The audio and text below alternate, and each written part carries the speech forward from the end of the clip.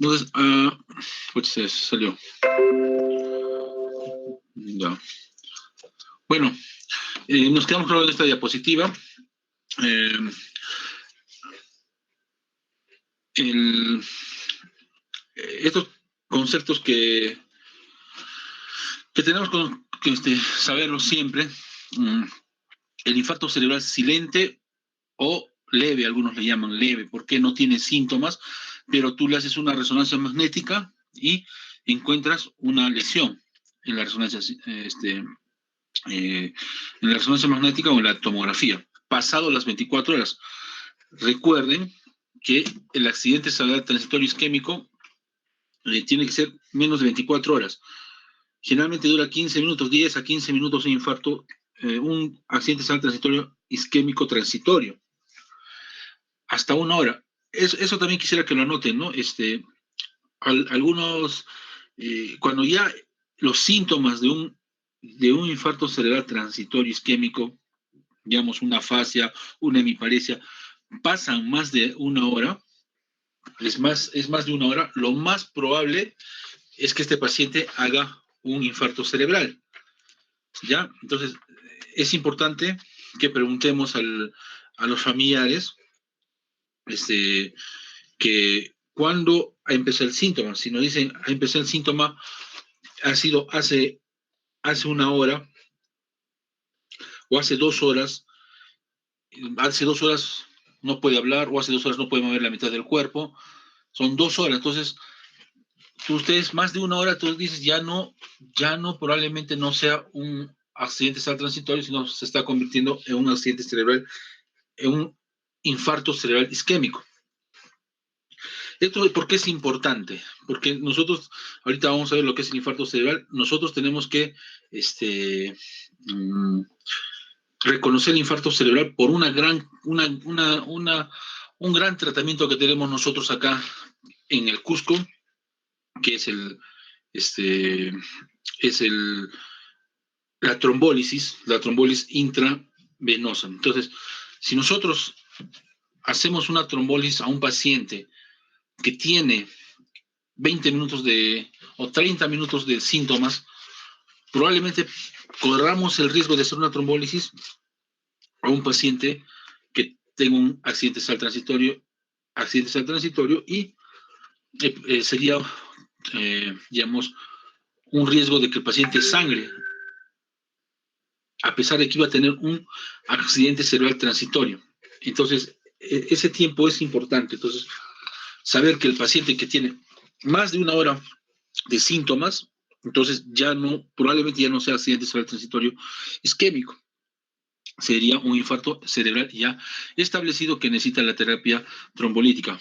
Y lo que pasa es de que, pero doctor, y si los pacientes que llegan a los 15 minutos, 30 minutos, generalmente un paciente no llega a 15, 30 minutos pues después de eso. Es muy raro, muy difícil, hasta que lo detecte, más o menos el neurólogo lo ve a la hora y media, ¿no? Entonces, si ya tiene el paciente síntomas más de una hora y media, entonces, y ese es un infarto cerebral, lo tengo que trombolizar, ¿ya? Entonces, el infarto cerebral silente es el que son infartos que se producen en la cabecita, pero sin síntomas, ¿ya? O leves síntomas. Y la leucoariosis, este es un término que nunca nos debemos olvidar, es cuando la sustancia blanca del cerebro, hay unas en la tomografía, unas hipodensidades, y en lo que es la resonancia, unas hiperintensidades, ¿no? Hay unos cambios ahí, una rarefacción de la sustancia blanca. Entonces, ¿y dónde se van a localizar? Periventriculares, dependiente de la edad y del isquemia que le da, o subcorticales, no periventriculares, más arribita, o corticales.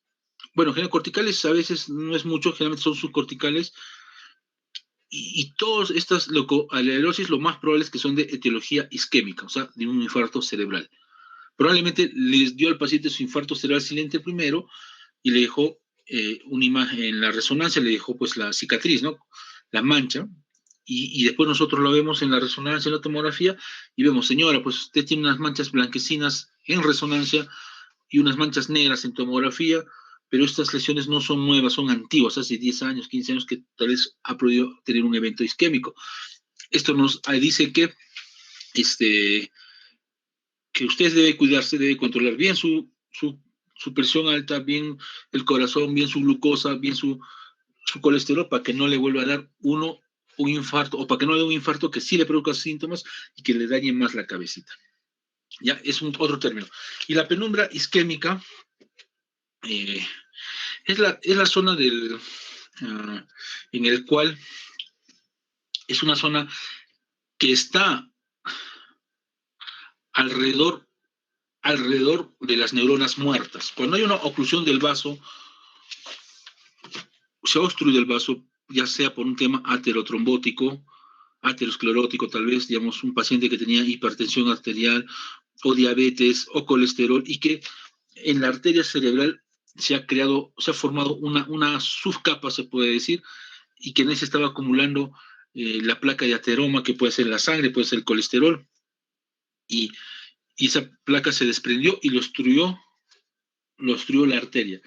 Lo obstruye la arteria, no llega sangre, no hay oxígeno, no hay glucosa, entonces la neurona se muere. Hay una zona de muerte neuronal. El tiempo es algo, puede ser 1 minuto, 3 minutos, 5 minutos, 10 minutos, cada uno tiene su tiempo. Lo que les decía la otra vez, tiempo es cerebro. Cada uno tiene su tiempo, no todos tienen el mismo tiempo. Entonces, pero la muerte neuronal, el núcleo o el core, es 1 minuto, 2 minutos, esa zona ya no se puede recuperar. Pero la zona que está alrededor es la zona de penumbra isquémica que sí se puede recuperar. Generalmente, para que hablemos de un núcleo que ya hay muerte neuronal, que ya no llega la sangre porque se obstruye la arteria, entonces dice que cuánto de sangre no va a llegar al cerebro, 10 mililitros, menos de 10 mililitros por 100 gramos por minuto. Menos de 10 milímetros por 100 gramos por minuto es cuando hay una muerte neuronal. ¿Ya? Y ahora, y la penumbra isquémica dice acá al menos al 20%, dice, cuando hay la sangre, esa obstrucción del vaso, ya digamos se ha obstruido el vaso, pero hay otras arterias que están alrededor y que sirven como una circulación colateral. Entonces, eso ayuda a que llegue todavía sangre a esa zona, y la penumbra isquémica se define cuando la sangre que está llegando al cerebro va a ser más o menos de 10 a 20, entre 10 a 20 ml por 100 gramos de cerebro por minuto. Entonces, esa zona es la que nosotros tenemos que probablemente salvar. Pues es la zona que nosotros tenemos que tener en cuenta para poder recuperar ese cerebro que se daña, ¿no? Y para eso nosotros tenemos acá en el Cusco lo que se llama la trombólisis. Trombólisis intravenosa, porque en otros sitios hay lo que es la trombólisis intraarterial. ¿Ya? Pero también de la zona de penumbra, ahorita lo vamos a ver con un dibujo, lo vamos a explicar mejor. Por encima de la zona de penumbra hay otra zona. Mientras el vaso está obstruido, se está tapando, no llega sangre a una zona muerta, hay una zona de penumbra, y por encima de la zona de penumbra está la zona de oligoemia. También acá no hay un flujo sanguíneo adecuado, no llega sangre adecuada a esta zona de oligoemia, pero es la zona que más se puede recuperar. ¿Y cuánto de sangre? Cuando hablamos de una oligoemia, cuando la sangre va de 20 a 50 mililitros por 100 gramos de tejido cerebral por minuto. ¿Ya? Entonces, eso es importante que tengan en cuenta, ¿ya? Estos conceptos, que es infarto cerebral silente o leve, que es una leucoalierosis, que lo vamos a ver. Otros conocen a la leucoalierosis como una microangiopatía, ¿no? Salen manchas blancas periventriculares, es microangiopatía periventricular, infartos pequeñitos que dio. Lo único que nos dice, porque el paciente no tiene síntomas, es que se tiene que cuidar. Y la penumbra isquémica es una zona importante que nosotros tenemos que, es la zona que tenemos que salvar cuando un paciente tiene su infarto cerebral. ¿Ya?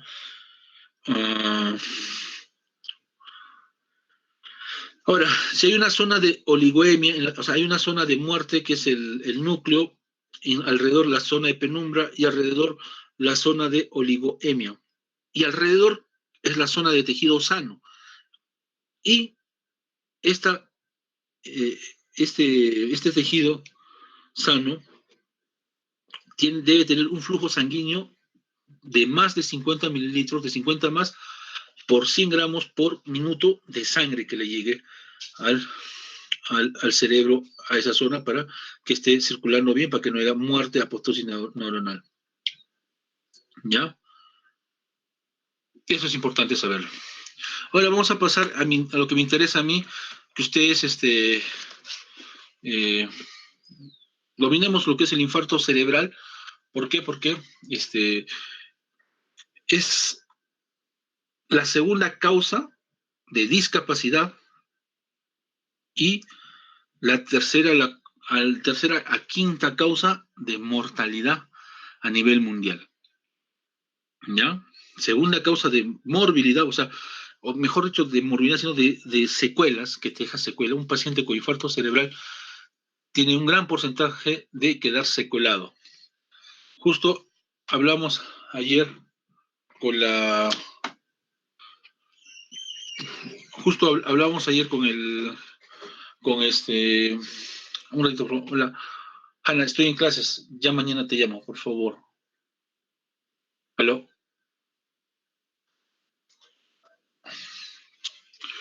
Justo ayer hablamos un paciente de UCI eh, eh, que, bueno, con COVID, aparentemente es un familiar mío por el apellido, y eh, le, el paciente ingresó por COVID hace 2, 3 semanas, y desde hace 2 días, o desde ayer, hace 2 días, presenta las pupilas reactivas, midriáticas.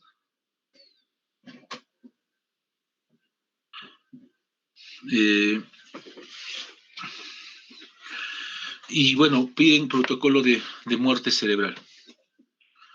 Entonces vamos ayer y fuimos 2 neurólogos a ver al paciente, y pues evidenciamos pues que sí, pues ya hay una muerte cerebral, ¿no? Entonces,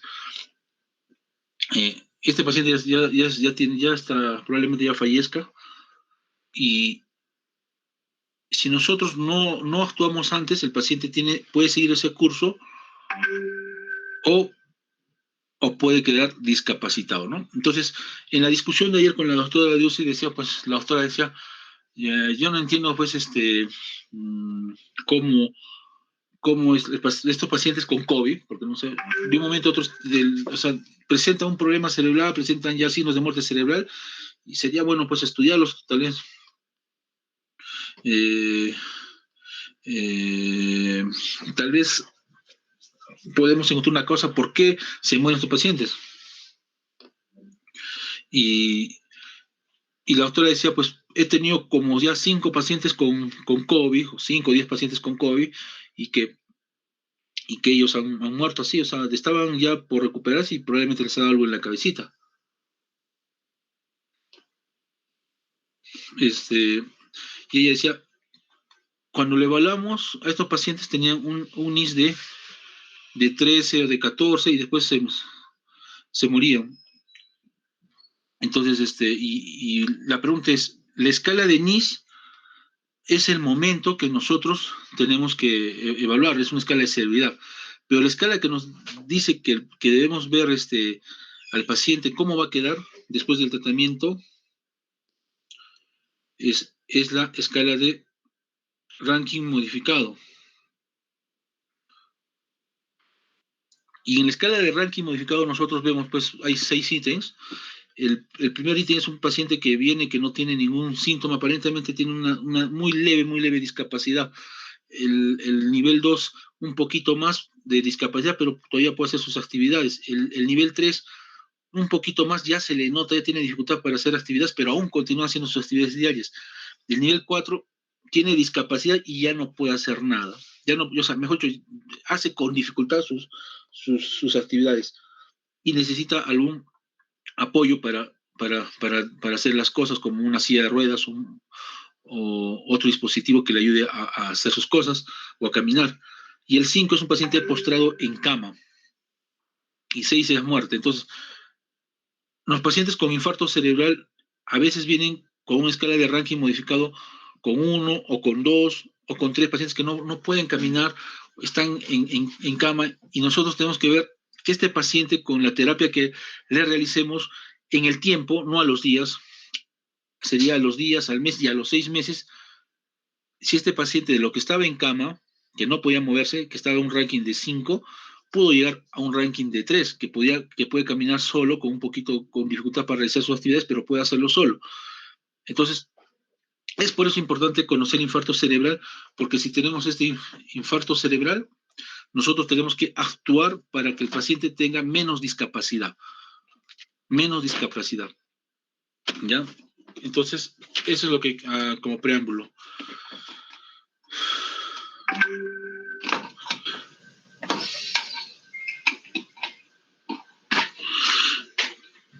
Ya.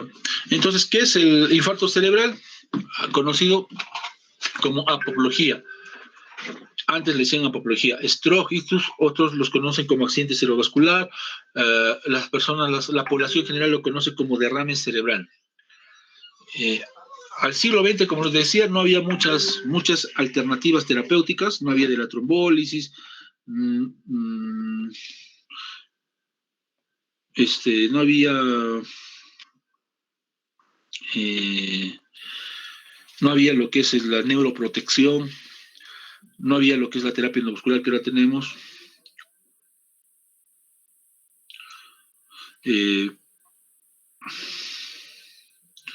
No había, pues, en ese tiempo.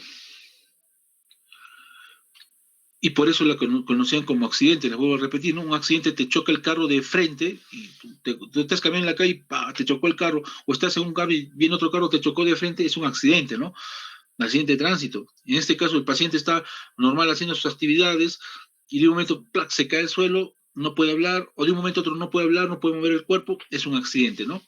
Y más que por el tratamiento, pues no había tratamiento y quedaban secuelados o morían los pacientes.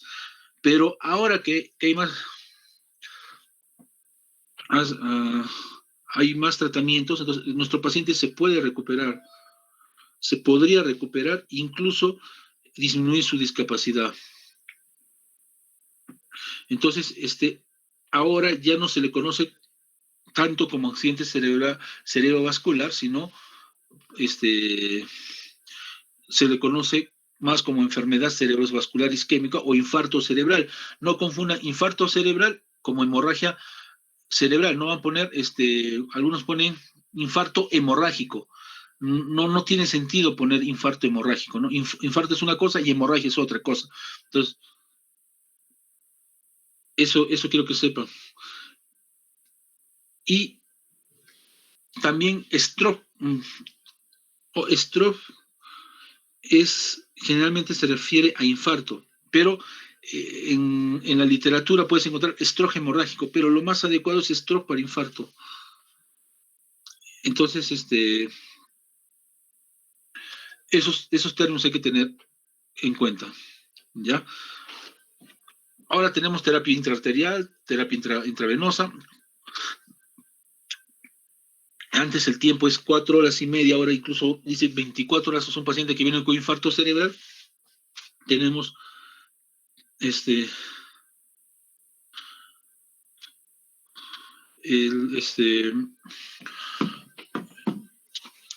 ahorita, si acá en Cusco nomás nos limitamos a las 13 horas y media, 4 horas y media, a mí me da miedo hacer trombólisis en pacientes que ya tengan más de 3 horas y media. Tenía un paciente varón de 2 horas de evolución, que no puede hablar adecuadamente, confunde a los familiares, desconoce a los familiares, tiene 60 años, 2 horas de evolución, hacemos una tomografía normal. Bueno, en sí, cuando vino a la clínica, eran 2 horas. Hasta que yo llegué pasó 3 horas. Hasta que en la tomografía eran 4 horas y tanto. Pero Yo dije 4 horas y tanto, el paciente no habla, está confundido, su tomografía normal, ¿le hago o no le hago? Es mayor, 60 años, pucha, no va a ver si sangra, la tomografía está normal, si sangra, ¿qué hago? ¿Lo trombolizo o no lo trombolizo? Estaba dudando, dije, no, no lo va a trombolizar. Estamos 4 horas ya, y le hice una mejor historia al familiar, y el familiar me dijo que no sabía desde cuándo estaba mal. Parece que el paciente había dormido bien y ya se había despertado mal. Entonces ya no eran 4 horas, eran más de 15 horas más o menos, desde la noche que estuvo mal.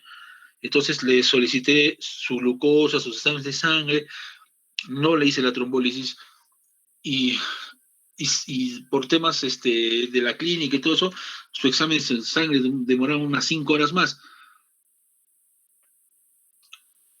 Entonces, cuando tuvimos los resultados de los exámenes de sangre solicitados, había una hipoglicemia de 40 miligramos. Pucha, entonces, al toque, destrozas, 5 ampollas, yo pongo 3 ampollas, el médico internista le dice interconsulta y le dijo, 5 ampollas, póngale, ya,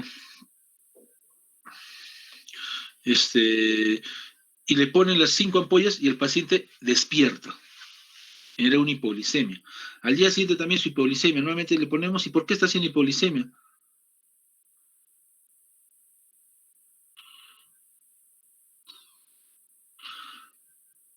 Este, ¿Por qué hace hipoglicemia?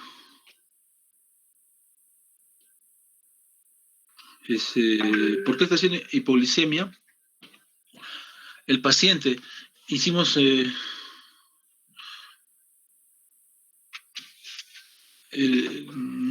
paciente, el endocrinólogo vino y le hizo los exámenes, y normal salió, todo normal, y la endocrinóloga que decía, no, hay que hacer nuevamente los exámenes, pero el cardiólogo agarró y le hizo un examen, un ecocardiograma, y ve algo raro en los pulmones, le pidió una tomografía con contraste y salió un tumor pulmonar. Entonces, el tumor probablemente le ha producido la hipoglicemia le ha producido un cuadro similar a un stroke, y yo casi lo trombolizo. Acá en Cusco, ese es el temor, no tenemos mucha experiencia para trombolizar, pero en otros sitios como en Lima, uh, como en el extranjero, trombolizan los pacientes sin ningún temor, ¿no? Entonces, pues es importante que nosotros conozcamos bien la trombólisis. Solo es aplicar el medicamento y ya, y solo saber aplicar a quién vamos a aplicar, no a todos, y cuándo vamos a aplicar. La terapia intraarterial no lo tenemos nosotros acá en Cusco, en Lima sí, y hay algunas clínicas que ya están haciendo. En México, el 2015 yo fui, yo les vuelvo a recordar, maestro Centeno, él desde el 95 ya hacía terapia intraarterial. Él hacía una trombectomía mecánica. Entraba el coágulo, lo sacaba el coágulo y el paciente nuevamente despertaba. Eso ya es el boom ahora, lo que están haciendo. Y tiene 6 horas, incluso hasta 24 horas más, dependiendo de lo que son los exámenes que debemos tener a la mano. ¿Qué exámenes deberíamos tener a la mano? Tomografía y resonancia. El Hospital Lorena no tiene ni tomografía ni resonancia hasta el momento. El hospital regional solo tiene tomografía y resonancia ya para el segundo día, tercer día. Pero ahora lo que están haciendo, lo que se recomienda ahora es hacer los dos, tomografía y resonancia, para aumentar el tiempo de la trombólisis, tanto intraarterial y trombólisis intravenosa. Y en otros países no solamente tomografía, sino la angiotomografía, para ver si este paciente se puede hacer la terapia trombolítica o la terapia intraarterial. ¿Ya? Entonces, de acá no se olvide, el accidente cerebrovascular ya ha quedado muy detrás. ¿Por qué? Un doctor, ¿por qué ya no utilizas accidente cerebrovascular? Porque antes, doctor, no había tratamiento y ya era como accidente, pero ahora hay muchos tratamientos para que un infarto no quede secuelado y no muera. Por eso ahora ya no se toma como accidente, sino se le dice infarto cerebral o stroke cerebral o ictus cerebral. ¿Ya? Entonces, ¿cómo lo definimos al infarto cerebral? Es un conjunto de afecciones clínicas que producen un déficit neurológico de inicio súbito. Generalmente es inicio súbito, no es progresivo, de inicio súbito, de un momento a otro, por una oclusión parcial o total de alguna arteria cerebral. ¿Ya?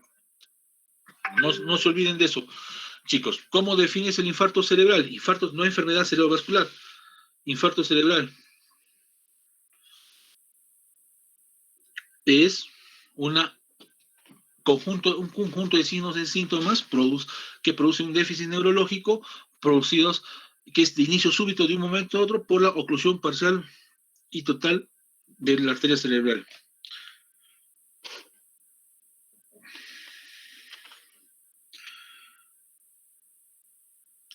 Otra definición es el ictus isquémico, isquemia cerebral focal, es aquella que ocurre en un territorio vascular determinado al ocurrirse una arteria y que esta arteria irriga dicho territorio, ¿no? Esta definición de ictus isquémico es más para los síndromes, ¿no? Tenemos, si se obstruye la arteria cerebral media, síndrome de la arteria cerebral media. Si se obstruye la arteria cerebral anterior, síndrome de la cerebral anterior, porque tienen signos diferentes, ¿no? Entonces, esta es una definición aproximada a esos signos clínicos de por cada arteria que se obstruye, ¿no?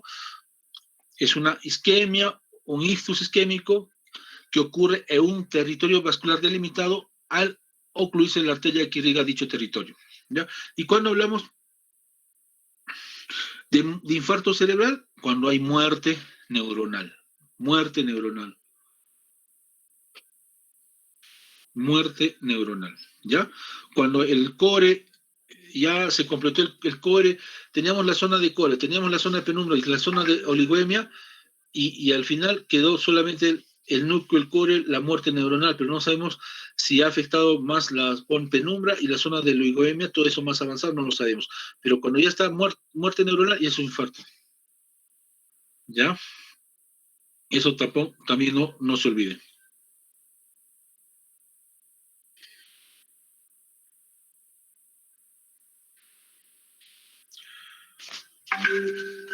Ya, la epidemiología.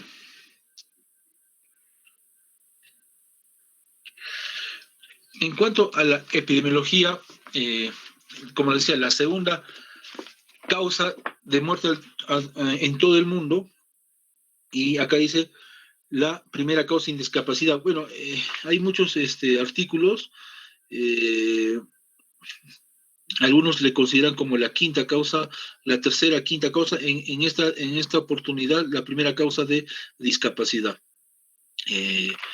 Bueno, igual es alto, ¿no? O sea, todo paciente que tenga, que tenga un infarto cerebral, tiene, mm, tiene una gran posibilidad de quedar discapacitado o inválido, como se dice, ¿no? Entonces, es importante por eso conocer al infarto cerebral. Lo otro, el infarto cerebral es lo más frecuente de las enfermedades cerebrovasculares. Ocurre en el 80%, o sea, todos los pacientes que tienen una etiología o un cuadro clínico que es de un momento a otro, lo más probable es que sea una enfermedad cerebrovascular. Nosotros le decimos al paciente, al familiar, ¿desde cuándo estaba mal su familiar? ¿Desde cuándo? ¿Hace cuánto tiempo? Doctor, hasta hace 2 días caminaba, hablaba, iba al campo, hacía sus cosas, y ayer fue al campo y de un momento a otro, pum, ya no puede hablar, no reconoce, no habla, no camina, nada, no come, doctor, se está desnutriendo desde ayer nomás, desde ayer, de un momento a otro, desde un momento a otro. Esta es una enfermedad cerebrovascular. Y dentro de las enfermedades cerebrovasculares, la más frecuente es el infarto cerebral, un 80%, un 80%. ¿Ya? Entonces, epidemiología, nos quedemos con esta segunda causa de muerte en todo el mundo y primera causa de discapacidad. Hay otros artículos que dicen hasta la quinta causa de discapacidad, pero nos quedamos con este artículo que les he mandado, segunda causa de muerte cerebral y primera causa de discapacidad. ¿Ya? Es el 80% de todas las enfermedades cerebrovasculares, de todos los eventos cerebrovasculares.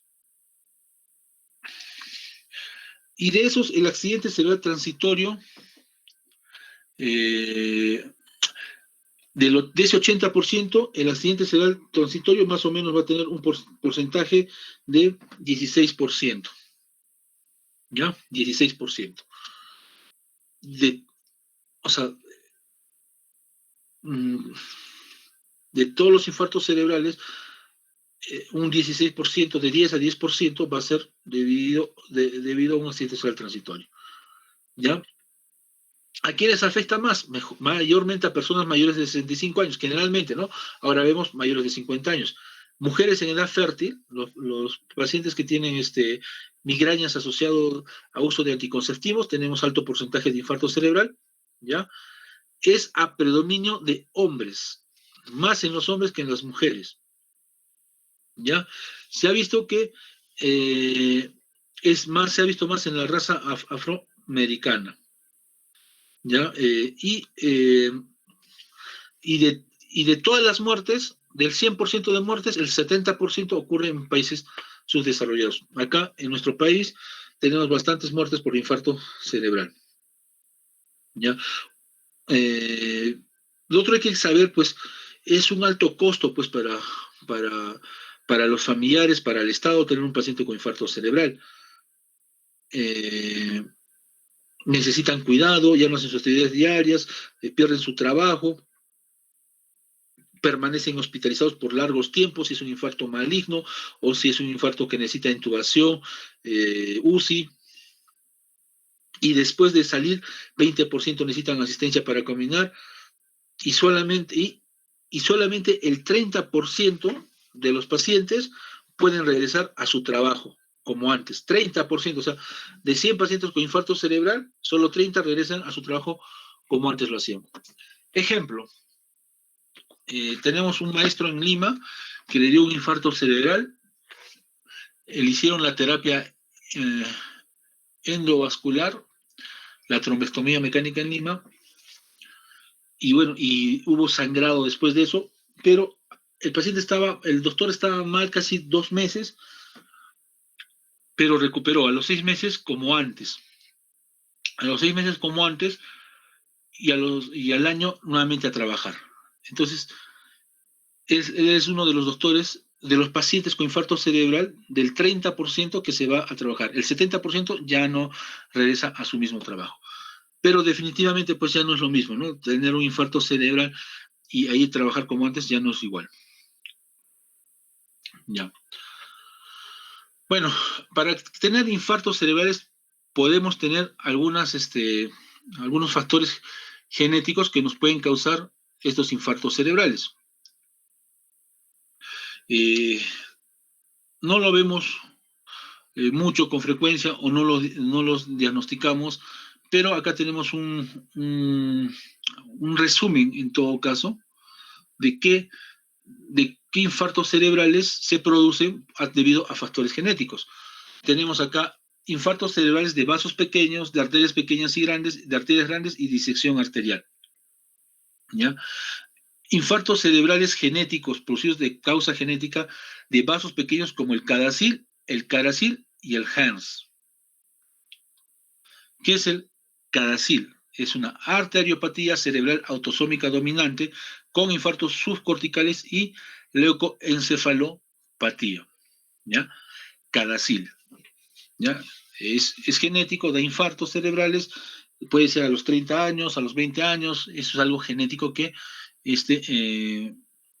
podría dar infartos cerebrales y se le conoce como CADASIL, es un infarto de vasos pequeños. El CARASIL es lo mismo, arteriopatía cerebral autosómica recesiva, ya no es dominante, sino recesiva, con infartos subcorticales y leucoencefalopatía. ¿Ya? Y el HERNS es una endoteliopatía hereditaria con retinopatía, nefropatía e infarto cerebral. ¿Ya? Eso es de vasos pequeños. Aquí hay el CADASIL, el gen NOS3, el CADASIL desconocido, el HERNS, el gen 3X. Bueno, solo para tenerlo en cuenta, que hay infartos cerebrales por causa genética, ¿ya? Que podemos heredar de nuestros familiares, de nuestros familiares, ¿no? Nuestros padres, abuelos, etc. De arterias pequeñas y grandes, la enfermedad de Fabry, el pseudosantoma elástico, enfermedad de Fabry, producido por el gen GLA, el pseudosantoma elástico, producido por el gen ABCC6, ¿no? Bueno, y acá está la proteína que está alterada, ¿no? Al otro lado está la proteína alterada, porque produce los infartos, ¿no? La neurofibromatosis tipo 1 que afecta al cerebro también nos puede producir un infarto cerebral. ¿Qué gen está afectado? El NF1, y la proteína afectada es el neurofibromina. Y otro infarto cerebral, pero de arterias grandes, la enfermedad de Moya-Moya, es incierto, la herencia, el gen es el MY1-3, proteína desconocida, ¿no? Y también hay disección arterial que nos va a producir infarto cerebral, como el síndrome de Ehlers-Danlos tipo 4 y el síndrome de Marfan, ¿no?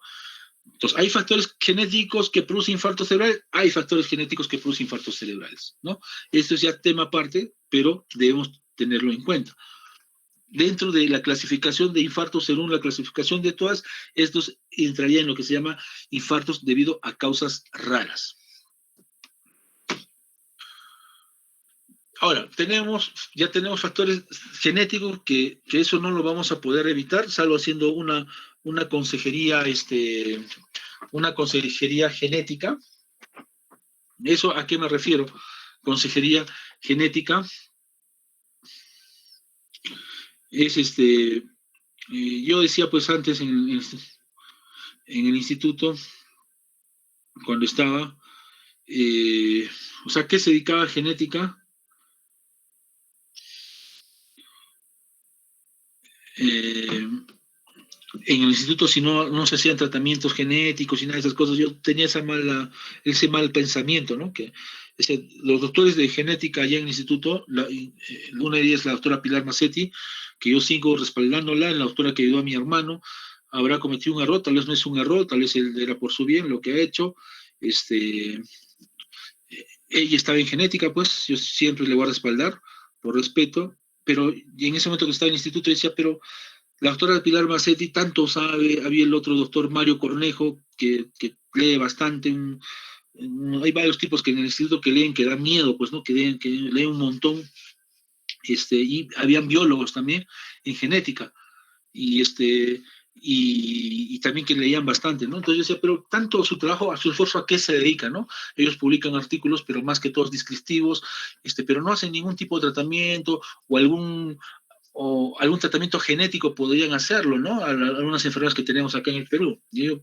no tenía tantos, en ese momento, tanta idea, ni la tengo hasta ahora, de lo que el tema genético, pero lo que sí aprendí es de que ellos hacen la consejería genética, ¿no? De estos pacientes que puedan tener estos factores genéticos, hablar en la pareja y decir, pues, que si van a tener un hijo, probablemente este hijo puedan hacer identificar esta enfermedad en los pacientes y decirle, pues, que no pueden tener hijos tal vez porque podrían sus hijos desarrollar en el futuro, cuánto de porcentaje pueden desarrollar sus hijos en el futuro estas enfermedades, ¿no? Lo cual me parece muy bueno, pero creo que para ahora, ya están están entrando en lo que es el tratamiento genético allá en Lima, ¿no? Está creciendo, está avanzando que es muy bueno. ¿Ya? Entonces, en los factores genéticos no vamos a hacer nada, nosotros más que la consejería genética, ¿no? O tal vez un tratamiento genético que no lo tenemos acá en Perú, pero tenemos factores de riesgos no modificables y modificables. En los factores de riesgos no modificables, que es la edad, el sexo y la raza, edad mayores de 60 años, bueno, por la edad no vamos a poder disminuirle, ¿no? O sea, tiene 65 años, tiene riesgo de hacer infarto cerebral, ¿le vamos a disminuir? La edad no le podemos disminuir, ya, pues ya tiene 65 años, riesgo de que haya infarto. Pero podemos corregir los factores de riesgos que se pueden modificar. El sexo, más a varones, tampoco, ¿no? No podemos cambiar. La raza, más a personas afroamericanas, tampoco vamos a cambiar eso. Pero sí, los factores de riesgo modificables. Y acá, la presión arterial es la más importante de todos estos, ¿no? Entonces, todo paciente mayor de 50 años debería hacerse una evaluación de la presión arterial,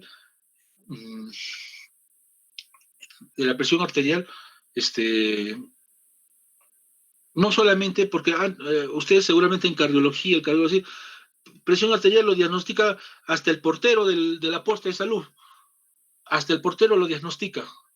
Si es tomar la presión, una semana le tomas la presión y si no tiene mayor a 140/90, pues no tiene presión.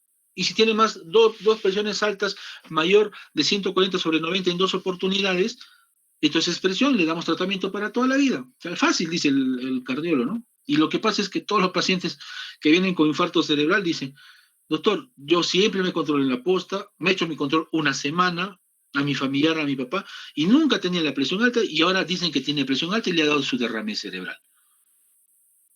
¿Y qué ha pasado acá? Es que la presión alta ya no es, acá hay que tomarlo ya no como un juego de que el portero lo puede diagnosticar, hasta el portero lo puede diagnosticar. No, esa es función del cardiólogo, de tal vez hacerle un ecocardiograma al pacientito, tal vez hacerlo su Holter, tal vez hacerle un examen más y poder decir, no solamente controlando la presión arterial, sino haciendo otros exámenes, decir el paciente no tiene o tiene presión arterial y si tiene, iniciarle un tratamiento, ¿no? Y esto es importante, ¿por qué? Porque yo como neurólogo, yo no puedo darle tratamiento. Yo le puedo dar, ¿no? Generalmente en Lima dan los sartán en el apil, pero a veces se hace, la presión alta se hace muy resistente, que no se puede controlar y necesitas otros medicamentos. Entonces, ese es el trabajo del cardiólogo, ¿no? Y nos evita a los neurólogos que el paciente tenga un derrame cerebral. Hace poco nomás, mm, es un,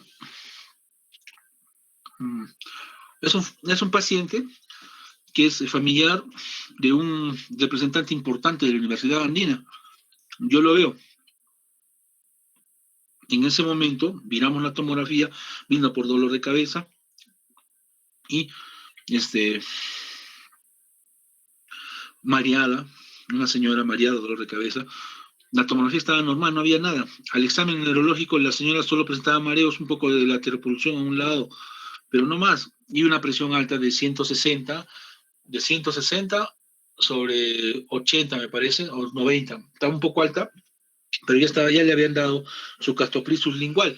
Lo que quedaba ya era que lo ve el cardiólogo, ¿no? Lo que hicimos, lo vio el cardiólogo, y el cardiólogo, bueno, no sé cómo, o sea, no es que tal vez, a veces tal vez se les pasa la mano, ¿no? Se les escapa y dicen, no, si está 170 sobre 90, no es mucho, toma esta pastilla, te va a pasar, y no sé.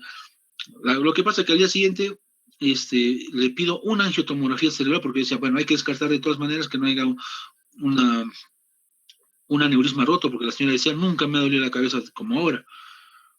Y al día siguiente que va a hacer su angiotomografía, sale una hemorragia intracerebral. O sea, yo lo veo en la mañana, en la tarde lo ve el cardiólogo y al día siguiente en la mañana hace su hemorragia intracerebral.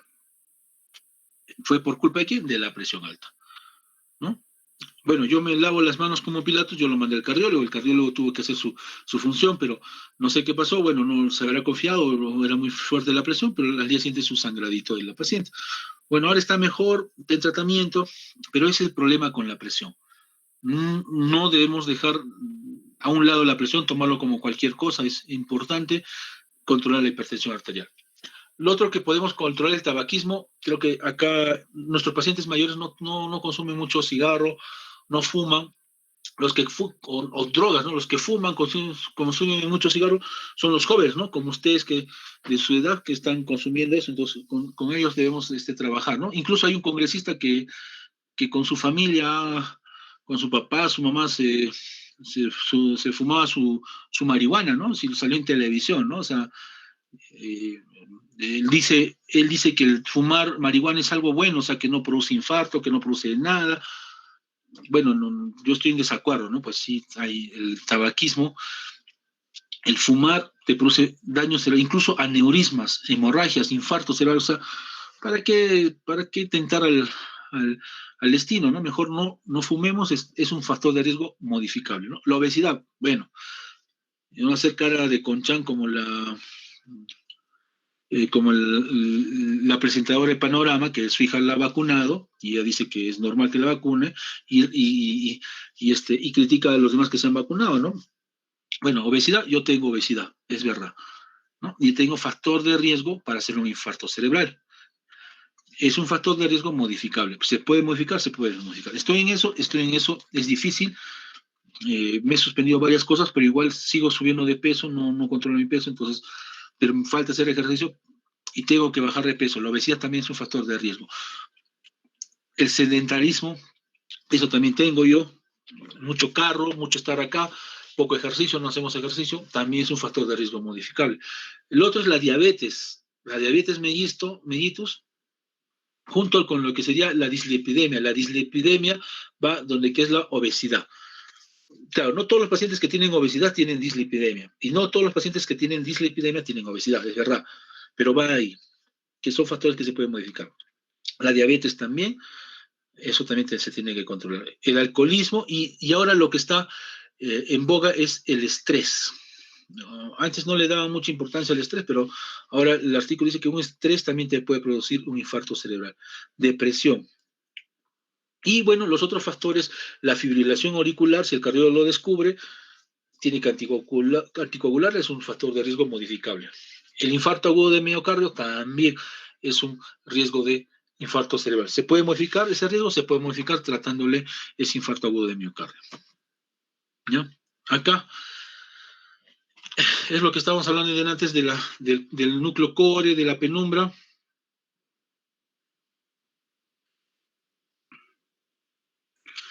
Y vamos a tocarlo mejor acá.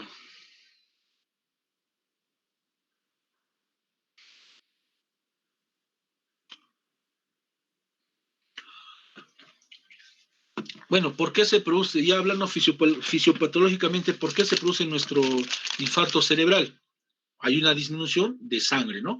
Por una obstrucción. Una disminución de sangre que me va a producir falta de oxígeno, ¿no? Y dependiendo de la duración de esta falta de oxígeno, de aporte, vamos a tener los síntomas, ¿ya? Entonces, ¿por qué se produce el infarto? La obstrucción me produce falta de sangre, falta de oxígeno, falta de glucosa, muerte neuronal, penumbra, oligoemia, nuestro produce, nos produce esto, nuestro infarto cerebral. También este tejido dañado, que es la zona de penumbra, que se quiere recuperar a través tal vez de la circulación colateral y otra vez de lo que hacemos la trombólisis, nos puede producir o nos puede desencadenar una respuesta inflamatoria e inmunológica que también puede dañar, que puede producir infarto cerebral.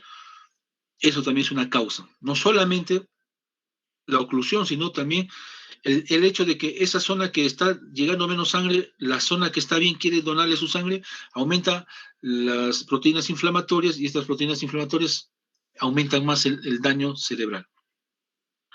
¿Ya? Y estas alteraciones que se producen a nivel cerebral se llama isquemia-reperfusión. Isquemia-reperfusión. Isquemia, la zona isquemia que ya no se puede hacer nada, y la zona de reperfusión que podemos recuperar. ¿Ya? Ahí está, el área de infarto es donde hay muerte celular por necrosis. Se llama core del infarto, core del infarto. ¿Ya? Y la zona que está en riesgo de muerte que se puede recuperar, la zona de penumbra isquémica. Y la otra zona que está con bajo flujo sanguíneo cerebral, zona de oligoemia.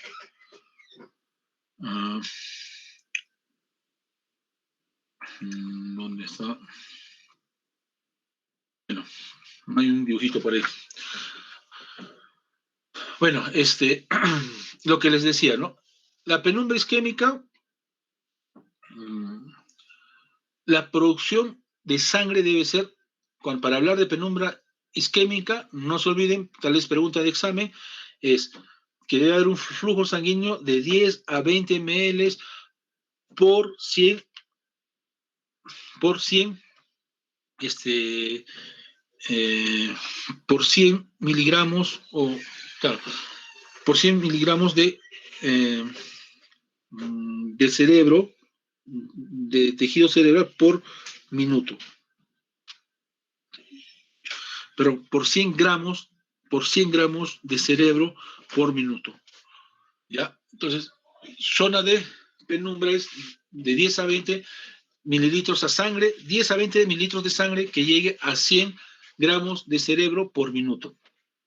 Es la zona de penumbra. ¿Ya? Y lo otro sería cuando cae el ATP por debajo del 50%, eso también es una zona de penumbra isquémica.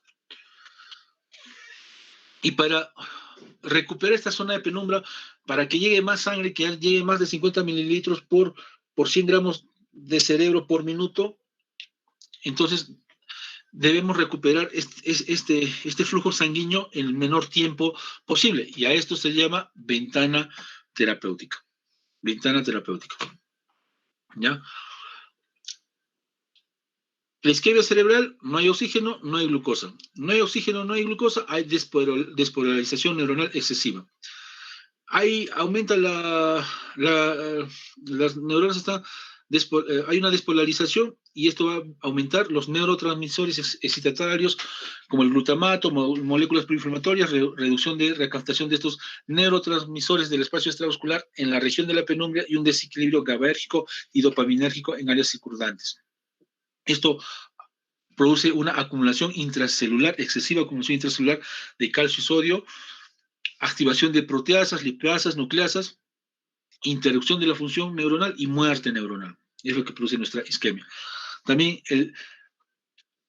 el aumento de calcio intraplasmático daña la mitocondria, daña el retículo endoplasmático y disminuye la síntesis de ATP. Acá es una imagen de cómo ocurre este infarto cerebral. Minutos, horas, días y semanas. Abajo está lo que se llama protección, reparación. En minutos va a caer el GABA, va a caer la adenosina, la activación de ATP, va a haber un hipometabolismo y una anti-excitabilidad. En horas va a haber proteínas inflamatorias, va a haber y estas proteínas antiinflamatorias van a caer. ¿Ya? O sea, lo que es abajo es nuestra zona de protección que cae. Cae el GABA, cae la adenosina, la activación del ATP en minutos, cae. Entonces hay un hipometabolismo y hay una excitabilidad, o sea, mucha excitación de las neuronas. Y en horas caen nuestras proteínas antiinflamatorias, no las inflamatorias. ¿Cuáles son las proteínas antiinflamatorias? El interleucina 10, la proteína BCL y el EPO. Y esto es la antiinflamación y antiapoptosis, va a caer en horas. Y en días y semanas ya va a haber formación de cicatriz, vasculogénesis, neurogénesis y oligodendrogénesis.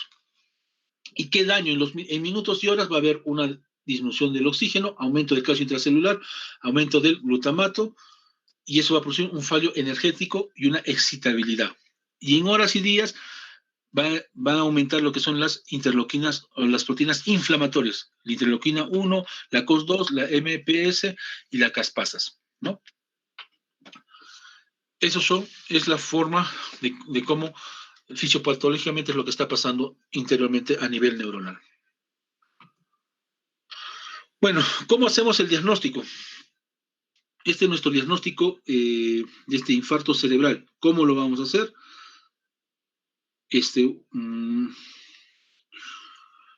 Lo que dicen siempre, una vez hablé con el director de la Geresa, o de la Diresa, antes decían, de acá del Cusco, y me dice, yo vengo de Sicuani, doctor, en Sicuani debería haber un neurólogo. Antes nosotros diagnosticábamos sin necesidad ni de tomografía, ni de nada. Y yo me preguntaba en ese momento, diagnosticaban y cómo los trataban, pues, ¿no? O sea, si no tenían tomografía, al ojo ciego le ponían su trombólisis y el paciente recuperaba. O sea, no me cabía esa duda. O sea, no lo cuadra hasta ahora. ¿Cómo hacían antes si diagnosticaban sin tomografía, sin resonancia? ¿Cómo el tratamiento? O antes era mejor la neurología, en todo caso, todos los pacientes que tenían infarto cerebral o hemorragia cerebral mejoraban, se sanaban por el tratamiento que se les realizaba, solamente tratando con la clínica. O sea, yo siempre me quedo con esa duda. ¿Cómo han hecho? Pues, ¿no? Antes, hace 10, 15 años, ¿no? Pero lo cierto de esto es de que sí, podemos diagnosticar. Una gran ayuda es la clínica, de historia, la anamnesis, pero en este caso, en el infarto cerebral, sí o sí necesitamos una imagen para nuestro tratamiento. Sí o sí. Entonces, eso es importante.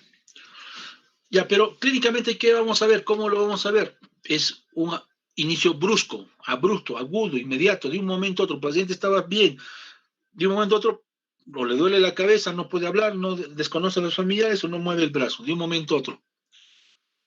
Y para que sea infarto cerebral, estos síntomas deben ser más de 24 horas, a diferencia del accidente cerebral transitorio isquémico. Pero recuerden, si un paciente que ya tiene más de una hora de síntomas, probablemente ya está haciendo un infarto cerebral. ¿Ya? Tiene que haber un compromiso focal del sistema nervioso central. Los déficits neurológicos están presentes desde el principio, cuando es embólico, y pueden progresar desde segundos hasta horas. ¿Ya? Los signos clínicos se va a correlacionar, depende del vaso afectado y que afecte al área irrigada por este vaso. ¿Ya? Pero tenemos que tener cuidado con los imitadores de stroke, que son los trastornos metabólicos, como las hipoglicemias, las convulsiones, los traumatismos, que nos podrían confundir con un infarto cerebral. Clínicamente es eso, de un momento a otro, síntomas de más de 24 horas, un compromiso focal, déficit neurológico, que puede progresar hasta horas, si es embólico, y los déficits neurológicos se va a correlacionar dependiendo de qué arteria esté afectada. Por ejemplo, si tengo una afección de la arteria cerebral media, vamos a tener tal vez una disminución de fuerza de la mitad del cuerpo a predominio del miembro superior, a predominio braquial. Si tengo una alteración de la arteria cerebral anterior, va a ser al revés, el predominio va a ser plural, a predominio del miembro inferior. ¿Ya?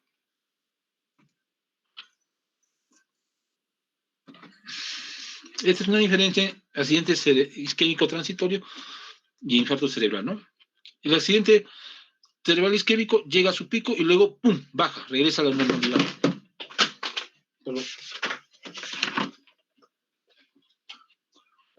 Pero el infarto cerebral, su pico y no baja, ya después de meses o de días, empieza a bajar y no llega al basal. A veces llega, otra vez no llega al basal. ¿Ya? Bueno, vamos a tener infartos cerebrales según la ubicación pues, del infarto cerebral.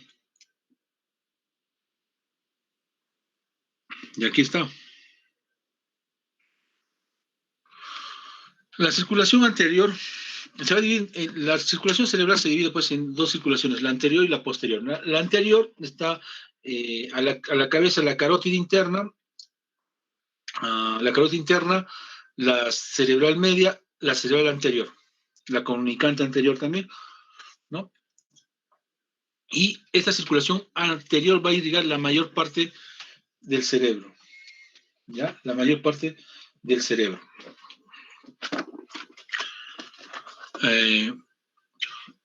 La mayor parte de la corteza cerebral y de la sustancia blanca subcortical, ganglios basales, cápsula interna.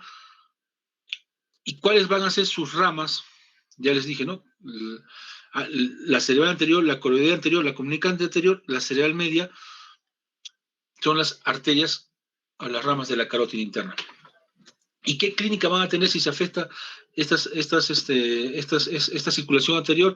Puede haber afasia, apraxia, agnosia, hemiparesia, trastornos hemisensoriales y defectos en campo visual, dependiendo de dónde sea la afectación. ¿Ya? Acá nos estamos olvidando de arteria oftálmica también, ¿no? La arteria oftálmica también es rama de la carótida interna y eso cuando se obstruye, digamos, generalmente cuando se obstruye la rama oftálmica, esta, esta arteria oftálmica es la que va a irrigar al nervio óptico. ¿Ya? Y sin el nervio óptico siempre vamos a tener lo que se llama tener presente la amaurosis fugaz, que es un tipo de accidente cerebral transitorio isquémico que de un momento pierdes la visión, que te puede durar de 5, 10 minutos, 10 a 15 minutos y luego lo recuperas de un momento a otro. Es un infarto cerebral transitorio debido a la oclusión de la arteria oftálmica. ¿Ya? Y la circulación posterior. ¿Qué ¿qué va a irrigar la circulación posterior? Va a irrigar el tronco encefálico, el cerebelo, el tálamo, los lóbulos occipital y temporal. ¿Y qué arterias van a estar comprometidas? Las arterias vertebrales, que van a formar la arteria basilar, las ramas de la arteria basilar, que va a ser las cerebelosas, la cerebelosa inferoposterior, inferoanterior, cerebelosa superior, y la arteria cerebral posterior, que es también rama de la basilar, que tiene a su vez ramas, arterias tálamo perforadas o paramedianas o tálamo geniculadas. ¿Qué signos se pueden presentar acá? Signos de disfunción del tronco encefálico. En acá podemos tener coma, crisis atónica, colapso repentino sin pérdida de conciencia, ¿no? Vértigo, náuseas, vómitos, parálisis de nervios craneales, ataxia, déficit sensorio-motoros contralaterales, deficiencia del campo visual. Una pregunta hubo en práctica, doctor, ¿cómo diferencio el infarto cerebral de hemorragia a través de los síntomas? Yo le dije, es difícil, ¿no? Generalmente las hemorragias cerebrales producen dolor de cabeza, trastorno de la conciencia, náuseas y vómitos, pero también hay infartos que producen esta sintomatología, como quienes infartos de la circulación posterior, donde vamos a ver acá signos de disfunción del tronco encefálico, que incluso coma nos puede dar, vértigo, náuseas y vómitos. Así que no es tan cierto de que todo paciente que viene con dolor de cabeza, náuseas, vómitos, trastornos del sensorio, es hemorragia intracerebral. No es así. Así que chicos, tengan cuidado. Bueno, acá esta es una figura en la cual vamos a ver las ramas de lo que son tanto la circulación anterior y la circulación posterior, ¿no? Desde abajo, arteria vertebral, dos arterias vertebrales, derecha e izquierda, que van a formar la basilar. En ese trayecto vamos a tener ramas del cerebelosa posterior inferior, más arriba la anterior inferior, y por la basilar sale la cerebelosa superior. Y de la basilar van a salir dos ramas, cerebral posterior derecha, de cerebral posterior izquierda. Y de la cerebral posterior, de la cerebral posterior, de la carótida interna, vamos a tener que sale la cerebral media, la comunicante anterior, la cerebral anterior.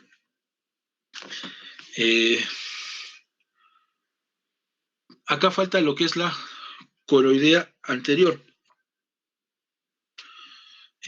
La coroidea anterior va a ir más que todo al pedúnculo cerebral, al cuerpo geniculado, al brazo posterior de la cápsula interna, acá no se ve, pero es parte de lo que es la carótida interna también, una rama que se llama coroidea anterior. Pero de esta carótida interna vamos a tener también la comunicante posterior, ¿no? Y parte de la carótida interna también la comunicante anterior. Ya, circulación anterior, circulación posterior. Bueno, acá hay la circulación anterior, ¿qué zonas? ¿No? Carótida interna, ramas, la coroidea anterior. ¿A qué zona va? Hipocampo, me dije, ¿no? Hipocampo, ¿no? Dije pedúnculos cerebrales, cuerpo geniculado, parte posterior, brazo posterior de la cápsula interna, núcleo caudado, uncus, amígdala, hipocampo, globo pálido, ¿no? Entonces, en resumen, hipocampo, globo pálido, zona inferior de la cápsula interna. La cerebral anterior, ¿a dónde va? Zona medial de la corteza frontal y parietal, sustancia blanca subyacente, zona anterior del cuerpo anterior, del cuerpo calloso. La cerebral media, zona lateral de la corteza frontal, parietal, occipital y temporal, y materia blanca subyacente. Las ramas lentículo estriadas de la cerebral media, núcleo caudado, putamen, zona superior de la cápsula interna. La circulación posterior, la vertebral, su rama cerebelosa postinferior, que va al bulbo raquídeo, zona inferior del cerebelo. La basilar, que es la cerebelosa anteroinferior, cerebelosa superior, cerebelosa posterior. La cerebelosa anteroinferior, zona inferior y media de la protuberancia anular, zona media del cerebro. La cerebelosa superior, zona superior de la protuberancia anular, zona inferior del mesencéfalo, zona superior del cerebelo. Cerebral posterior, zona medial de la corteza occipital, temporal, sustancia blanca subyacente, zona posterior del cuerpo calloso, zona superior del mesencéfalo, y las ramas tálamo perforadas, tálamo y tálamo geniculadas, tálamo. Eso lo vamos a ver en nuestra siguiente clase, que vamos a ver lo que son el territorio de las arterias cerebrales, ¿ya? Bueno, acá hay una tabla donde vamos a ver síntomas y signos de isquemia según la circulación anterior y posterior. ¿Ya?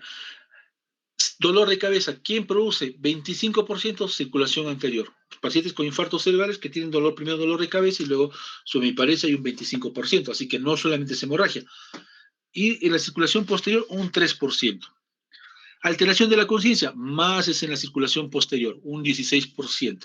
Afasia, esto todo es en la circulación anterior, la afasia. Un infarto cerebral de la circulación posterior no puede haber afasia, ¿ya? Y tenemos varios tipos de afasia.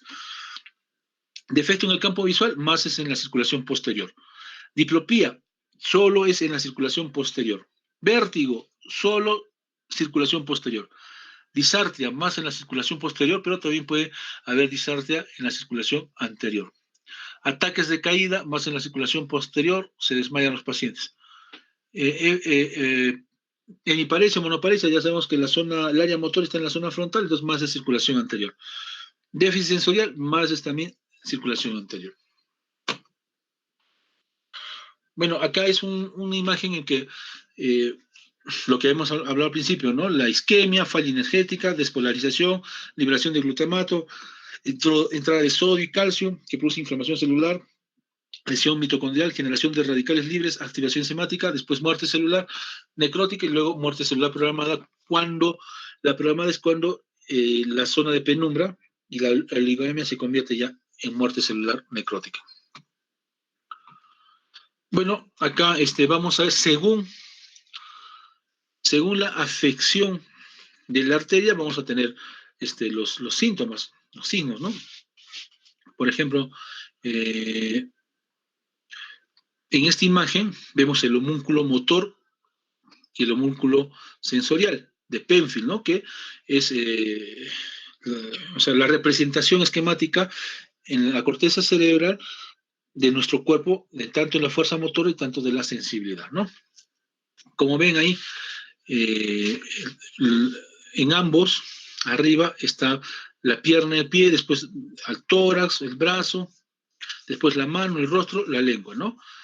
La arteria cerebral posterior no tiene nada que ver acá. Entonces, no va a producir ningún trastorno a nivel de lo que es tanto el tema sensorial y el tema motor. Salvo si se afecta el tálamo, vamos a tener problemas sensoriales. En caso que se afecte el tálamo, porque la arteria cerebral posterior sí da ramas al tálamo, ¿ya? Pero en cuanto es la parte motora, no va, si es un infarto cerebral, no es por arteria cerebral posterior, ¿ya? Y la arteria cerebral anterior va a tocar una parte más que toque, es la pierna, pie y el tórax. Pierna, pie y el tórax. Y el resto es arteria cerebral media. Toda la zona blanca es arteria cerebral media, ¿ya? Aquí está, es nuestro homúnculo motor, igualito, ¿no? La circulación posterior, que es azul, no agarra nada. La cerebral media, hay un déficit en la lengua, en el rostro, en la mano, en el brazo, y también puede ser en la pierna, pero más a predominio del brazo y la mano. Igual el déficit sensitivo, más en la lengua, rostro, brazo y mano, ¿ya? Y si es la arteria cerebral anterior, el tórax, la pierna y los genitales en lo que es la disfunción sensorial de la circulación postcentral, ¿no? Entonces, este es un esquema que nos dice qué zonas se afectan según la arteria que se está afectando, ¿ya? Entonces, vamos a separar ahora la arteria cerebral anterior, irriga la corteza cerebral parasagittal, que incluye porciones de la corteza motora y sensorial relacionadas con la pierna contralateral y el llamado centro de la micción o inhibición de la vejiga.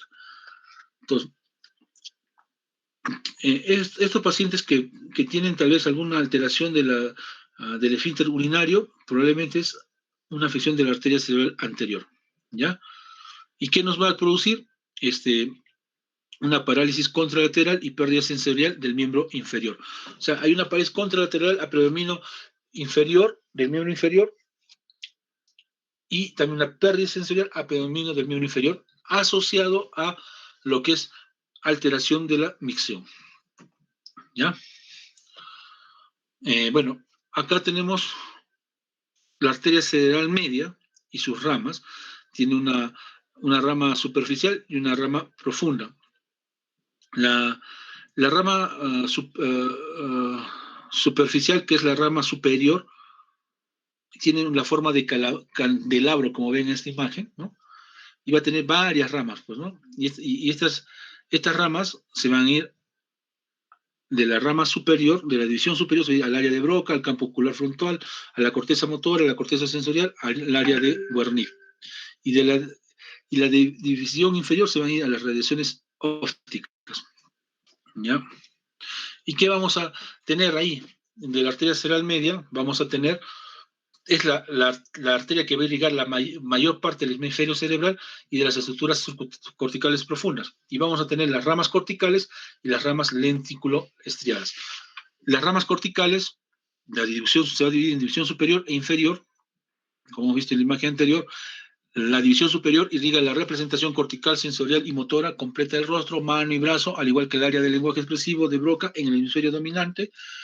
Y la división inferior irriga las regiones visuales, la región de la corteza visual relacionada con la visión macular, el área del lenguaje comprensivo de Wernicke del hemisferio dominante. Entonces, la rama cortical, el área del lenguaje de Broca, y la división inferior, es esa. La división superior, el área del lenguaje de Broca, y la división inferior, lenguaje comprensivo de Wernicke, por si acaso. Y las ramas lentículo-estriadas de la porción proximal tronco, que va a irrigar los ganglios basales, igual que las fibras motoras, que se relacionan con rostro, mano, brazo y pierna, a medida que descienden en la rodilla y brazo posterior de la cápsula interna. ¿Qué síndrome nos va a producir? Síndrome clínico de la arteria cerebral media. Tenemos las ramas corticales de la división superior. Si hay una afección de la división superior, ramas corticales de la división superior, vamos a tener una hemiparesia contralateral que va a afectar todo a predominio del brazo, pero que no va a involucrar mucho la pierna. Y un déficit sensorial contralateral, igualito, que no va a afectar mucho la pierna, con una fascia de Broca.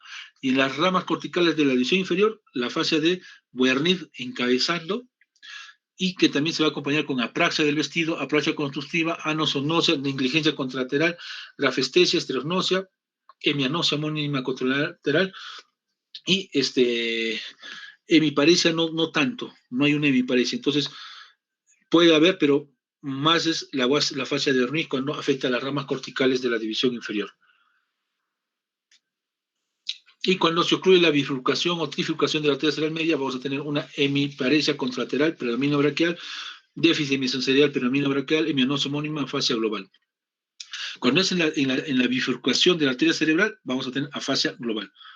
Y cuando es en el tronco de la arteria cerebral, hemiplegia y pérdida, hemiplegia y una hemiepistesia contralateral. Ahora, la arteria carótida interna, vamos a ver que va a tener sus ramas cerebral anterior, cerebral media, oftálmica, coroidea también, hemos dicho, ¿no? Y vamos a tener un síndrome de oclusión de la arteria carótida interna que nos va a producir accidentes cerebrales transitorios isquémicos recurrentes, una ceguera monocular por isquemia isolateral de la arteria retiniana, la arteria retiniana, el rama de la arteria oftálmica, por si acaso, y el síndrome del infarto de la arteria cerebral media. Entonces, cuando hay una oclusión de la arteria carótida, si hay un infarto cerebral, ya no es isquemia, solo es infarto cerebral, y probablemente estamos pensando que es de la arteria carótida interna, entonces tiene que haber síndrome de la arteria cerebral media, o sea, hemiparesia, predominio braquial, afasia de global, y asociado a pérdida de la visión monoocular, ipsilateral del mismo lado. ¿Qué quiere decir? Si el paciente tiene una hemiparesia del lado izquierdo, la visión va a estar disminuida o va a estar ausente en el lado derecho. ¿Ya?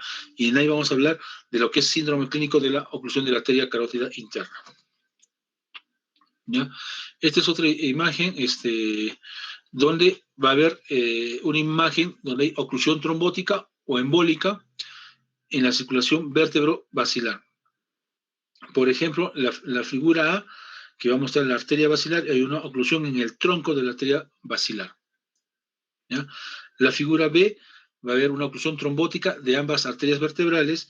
La figura C del vértice de la arteria basilar y la figura de oclusión de la cerebral posterior.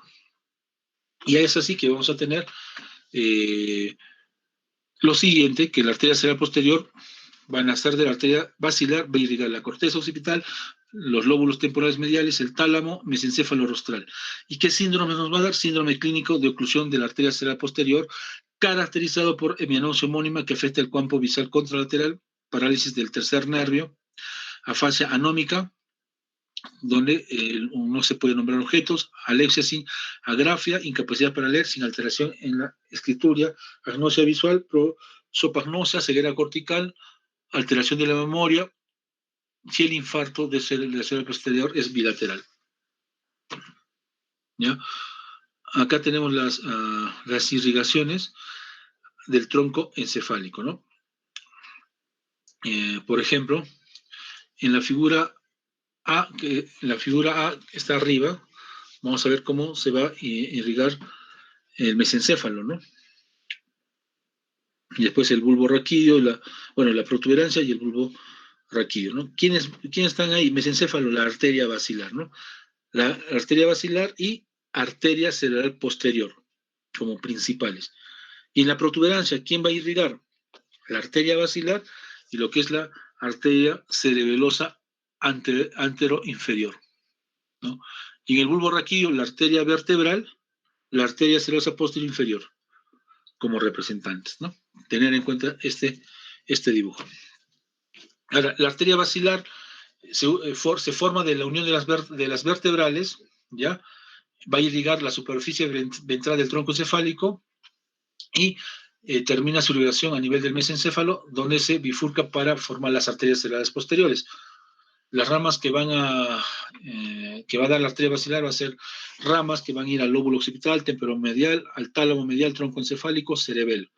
Y vamos a tener un síndrome de la oclusión de la arteria basilar caracterizado por parálisis unilateral o bilateral del tercer nervio craneal, nistagmo vertical, hemiplegia o tetraplegia, coma, síndrome del cautiverio, el síndrome del cautiverio o locking-in o declaustamiento, donde se van a mover los ojos, solo los ojos, y no van a poder mover los brazos porque están tetraplégicos, pero van a estar conscientes, o también va a haber posturas de descerebración o de corticación por compromiso de los pedúnculos cerebrales en el mesencéfalo.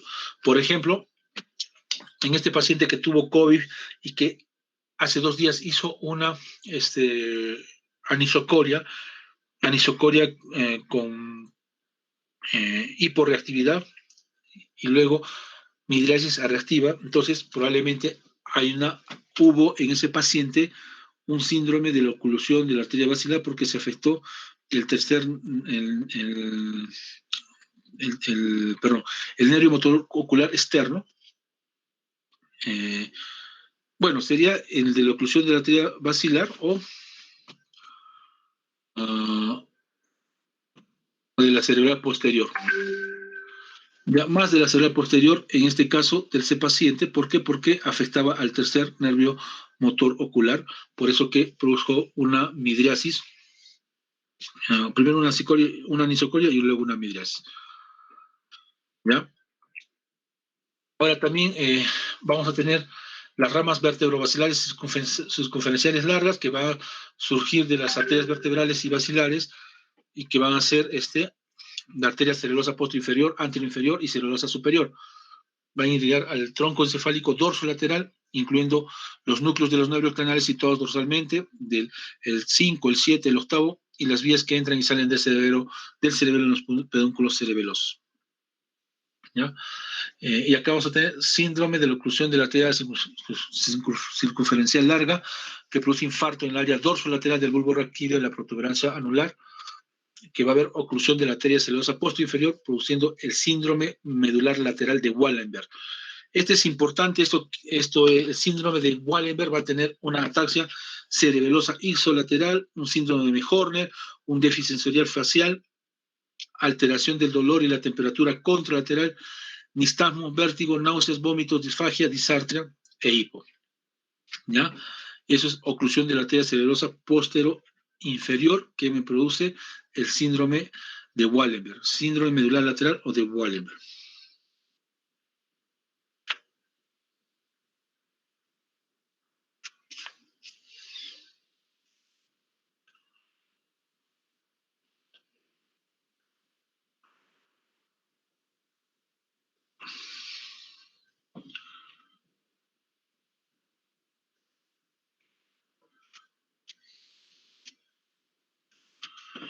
Ya.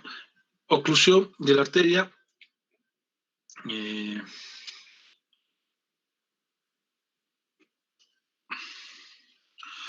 Cerebelosa anteroinferior produce un infarto de la porción lateral de la protuberancia anular caudal y produce un síndrome de Wallenberg, pero sin síndrome de Horner.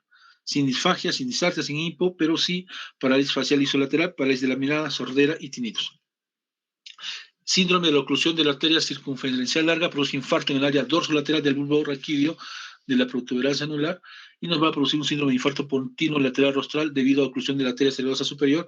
Se va a asemejar a las lesiones de la arteria cerebelosa inferior, pero puede presentarse en nistagmo cinético, no afecta la función auditiva y la arteria sensorial contralateral del tacto, vibración y posición de dolor y temperatura. Tenemos las ramas vértebro-basilares paramedianas, penetrantes largas, irrigan el tronco encefálico medial desde su superficie ventral hasta el piso del cuarto ventrículo, irrigan la porción medial del pedúnculo cerebral, vías sensoriales, el núcleo rojo, la formación reticular y los núcleos de los nervios craneales localizados en la línea media, tercero, cuarto, sexto y doceavo. Y vamos a tener síndrome de la oclusión de la arteria paramediana penetrante larga, causa infarto paramediano troncoencefálico con hemiparesia contralateral, si se afecta el pedúnculo cerebral, parálisis ipsolateral del tercer nervio que puede estar asociada con temblor, ataxia contralateral por compromiso en las vías que conectan el núcleo rojo en el cerebelo, oclusión en el mesencéfalo, parálisis ipsolateral del sexto y séptimo nervios, se observa en la oclusión de protuberancia anular y parálisis del doceavo nervio se observa en la oclusión si se localiza en el bulbo raquídeo. Y ramas vértebro-basilares cortas, surgen de arterias circunferenciales largas, penetran el tronco encefálico ventral para irrigar las vías motores en este sitio. Y vamos a tener síndrome del infarto del tronco encefálico basal, hemiparesia contralateral, causada por compromiso del tracto córtico-espinal en pedúnculo cerebral o en la base pontina, y afecciones de nervios canales tercero, cuarto, y sexto y séptimo. Bueno, ese es un resumen.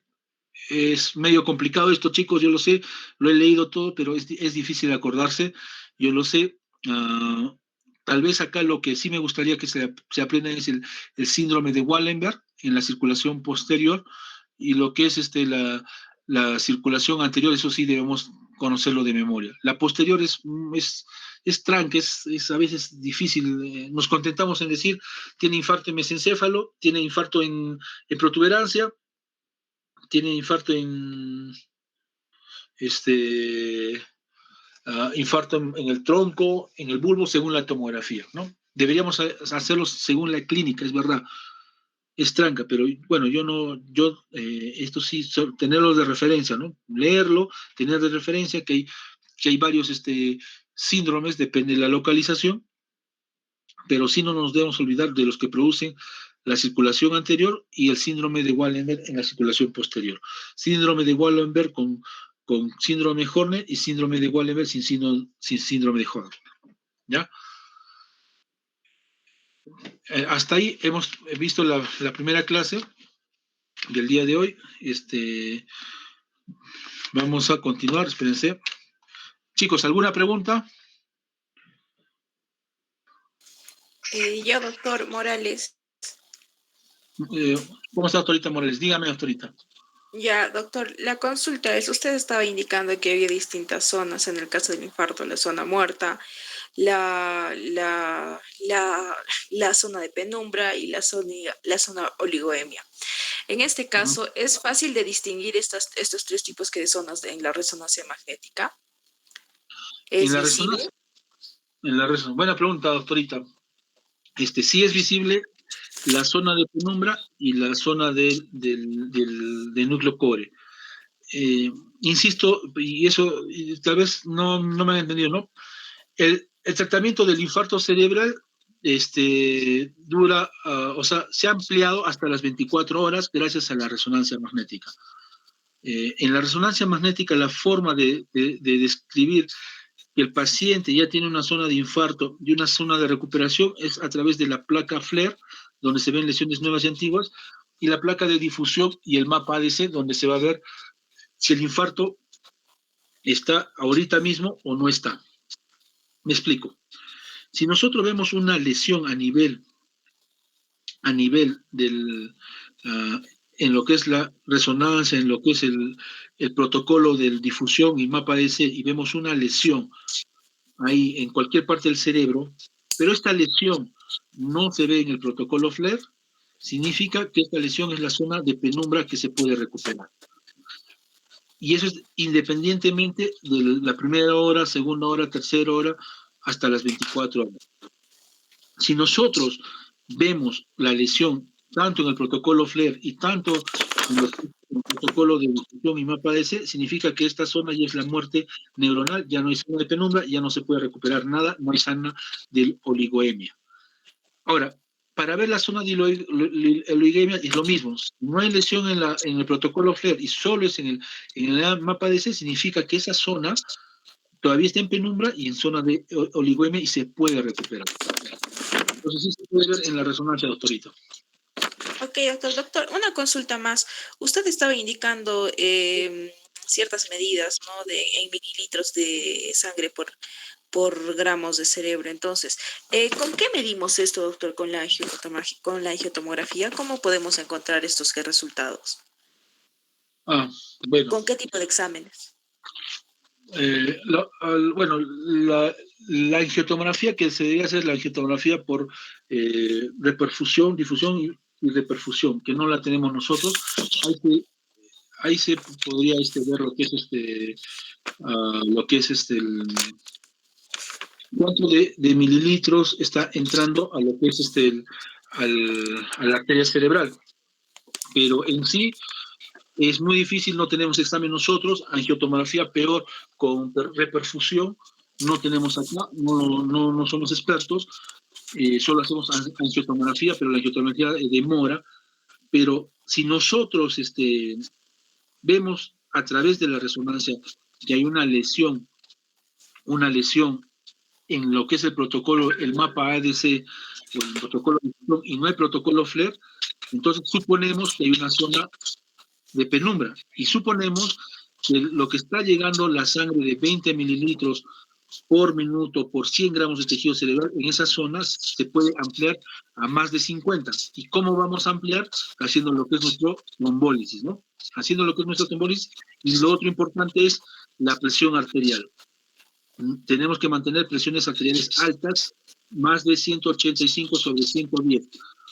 Entonces, de esa forma nosotros nos aseguramos que esa zona de penumbra que está recibiendo solamente menos de 20 mililitros por 100 gramos por minuto pueda subir a más de 50 mililitros por 100 gramos por minuto.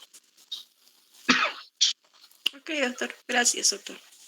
Buenas preguntas, doctorita. ¿Otra pregunta? Doctor, sí, una pregunta. Aguilar, usted mencionó en cuanto a la recuperación de flujo, tenemos un tiempo de ventana terapéutica.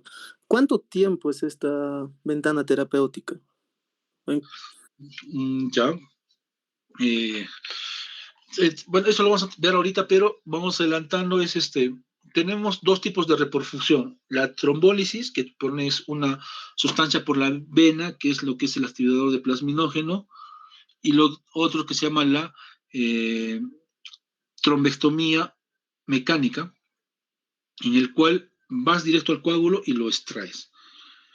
Entonces, depende de qué terapia hagamos, si es la trombólisis, la trombólisis intravenosa y la trombólisis intraarterial o trombectomía mecánica, vamos a tener unos tiempos ya establecidos. El tiempo establecido es para la trombólisis intravenosa es de 4.5 horas, a nivel de varios estudios que se han hecho.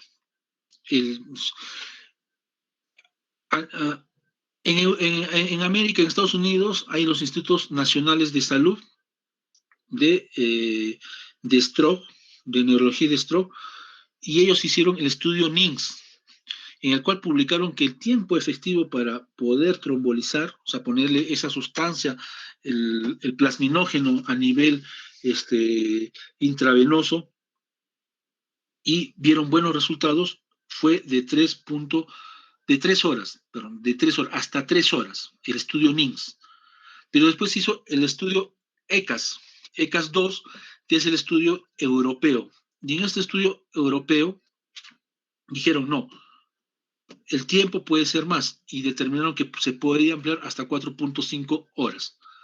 ¿Ya? Ahorita hay un estudio que se está ampliando hasta 24 horas, que está en estudio, que todavía no lo publican, a través de la resonancia. O sea, el paciente que viene y se hace una resonancia y no se encuentra lesión en el protocolo FLAIR, es independientemente del tiempo, si tiene 3, 4, 5, 6 horas, 7 horas, 8 horas o 24 horas, hasta 24 horas podemos trombolizar.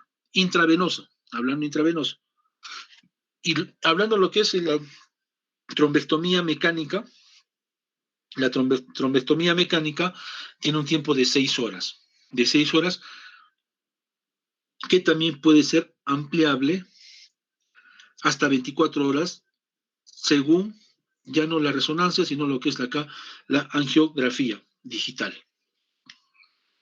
¿Ya? No sé si tienen alguna otra pregunta, chicos. Chicos, ¿están? ¿Me han escuchado? Sí, Hola. doctor. Sí, doctor. ¿Me han Sí, entendido? doctor. ¿Otra pregunta?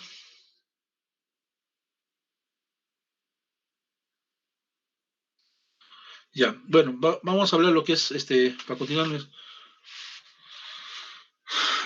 eh, nuestras clases, el diagnóstico y tratamiento de nuestro infarto cerebral. Sabemos que la etiología, sabemos la clínica, sabemos que hay un montón de síndromes, pero ¿qué vamos a hacer? ¿Cómo lo vamos a diagnosticar? Estos son los artículos publicados hasta el 2018, y el último tenemos al 2019, que se han utilizado para lo que es infarto cerebral, a nivel de lo que es el STROK-AJA. El STROK-AJA es una sociedad que se ha unido a la sociedad de neurólogos que se dedican a stroke o infartos cerebrales con los cardiólogos que se dedican a tratar lo que es la presión alta, la hipertensión. Entonces, Doctor, no está proyectando imagen. ¿no hay? No, solo está su audio. Ya, espérense, chicos, espérense.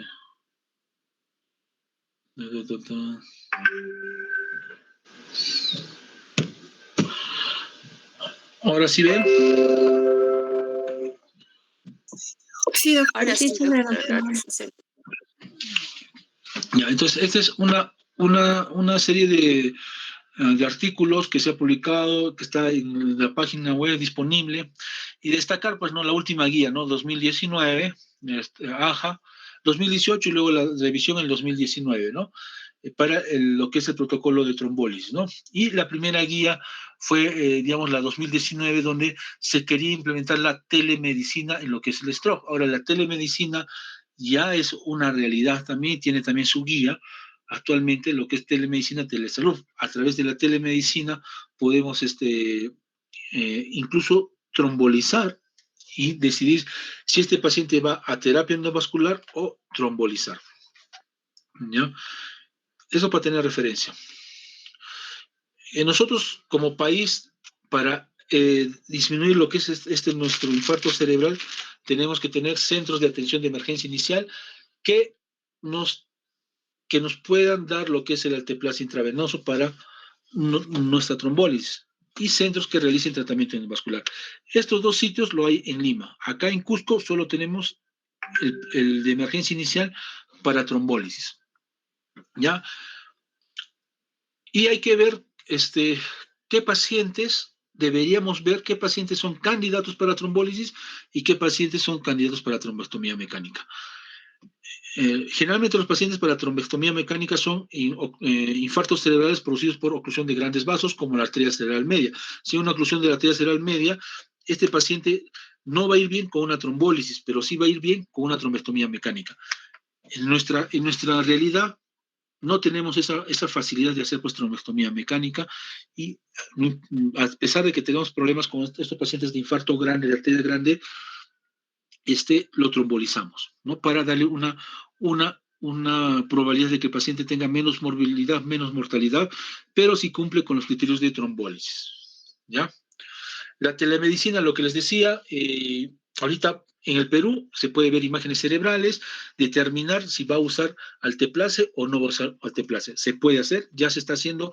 Nosotros en el Hospital Lorena aún no lo hacemos, Hospital Regional me parece que tampoco, pero en Lima ya con otros distritos o con otras provincias lo están haciendo, ¿ya? Tenemos varias escalas para determinar la gravedad del infarto, pero la más importante, la que más toman en cuenta, es la escala de Nice. Pero aún así tenemos la escala de Rice. Esta escala de Rice indica que si tiene el paciente más igual a 5 puntos, tiene una oclusión de grande vaso, ¿no? De acá que vamos a ver, en esta escala de Rice, una parálisis facial izquierda, parálisis facial derecha, parálisis del brazo izquierdo, parálisis del brazo derecho, parálisis de la pierna izquierda, parálisis de la pierna derecha, división oculocefálica, desviación oculocefálica hacia la derecha y hacia la izquierda, y agnosia. La calificación es de 0 a 2 puntos, ¿no?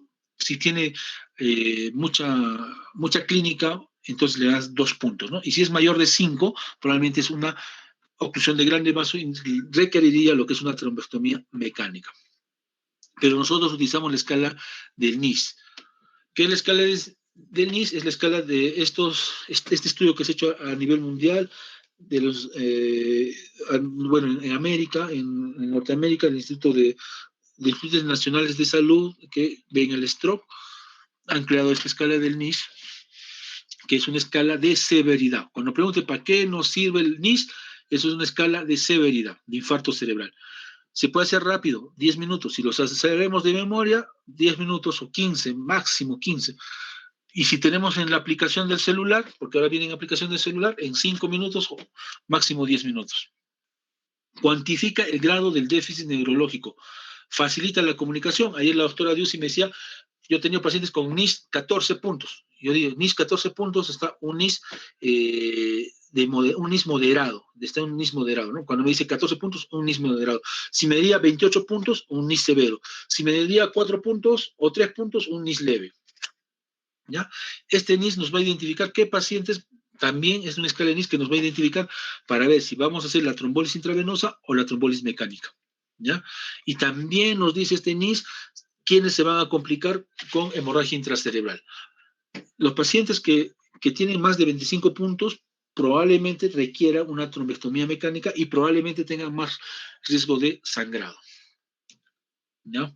Esta es la escala de NIS, que lo vamos a ver en prácticas. Vemos el nivel de conciencia, preguntas, órdenes, la parálisis de la mirada, los campos visuales, la paresia facial, el déficit motor, que es en 10 segundos, hay que ver si cae en 10 segundos los miembros superiores y 5 segundos los miembros inferiores, si hay ataxia, si hay dismetría, la sensibilidad, el lenguaje, la disartria y la extinción o la inatención.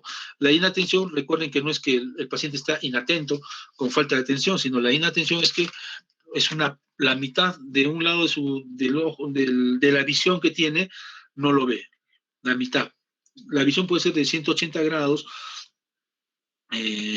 hasta 270 grados, entonces la mitad de eso que no ve, eso se llama inatención, y no por estar lo que es el nervio ocular afectado, sino por estar afectado lo que es la zona parietal. ¿Ya? Y tenemos otra escala, y que es la escala de Asper. Esta no lo utilizamos mucho, deberíamos utilizarlo. También nos ayuda para decir qué vamos a hacer. ¿Vamos a trombolizar o vamos a hacer trombectomía mecánica? Si tiene un puntaje mayor a 7, entonces, ¿qué tenemos que hacer? Ese es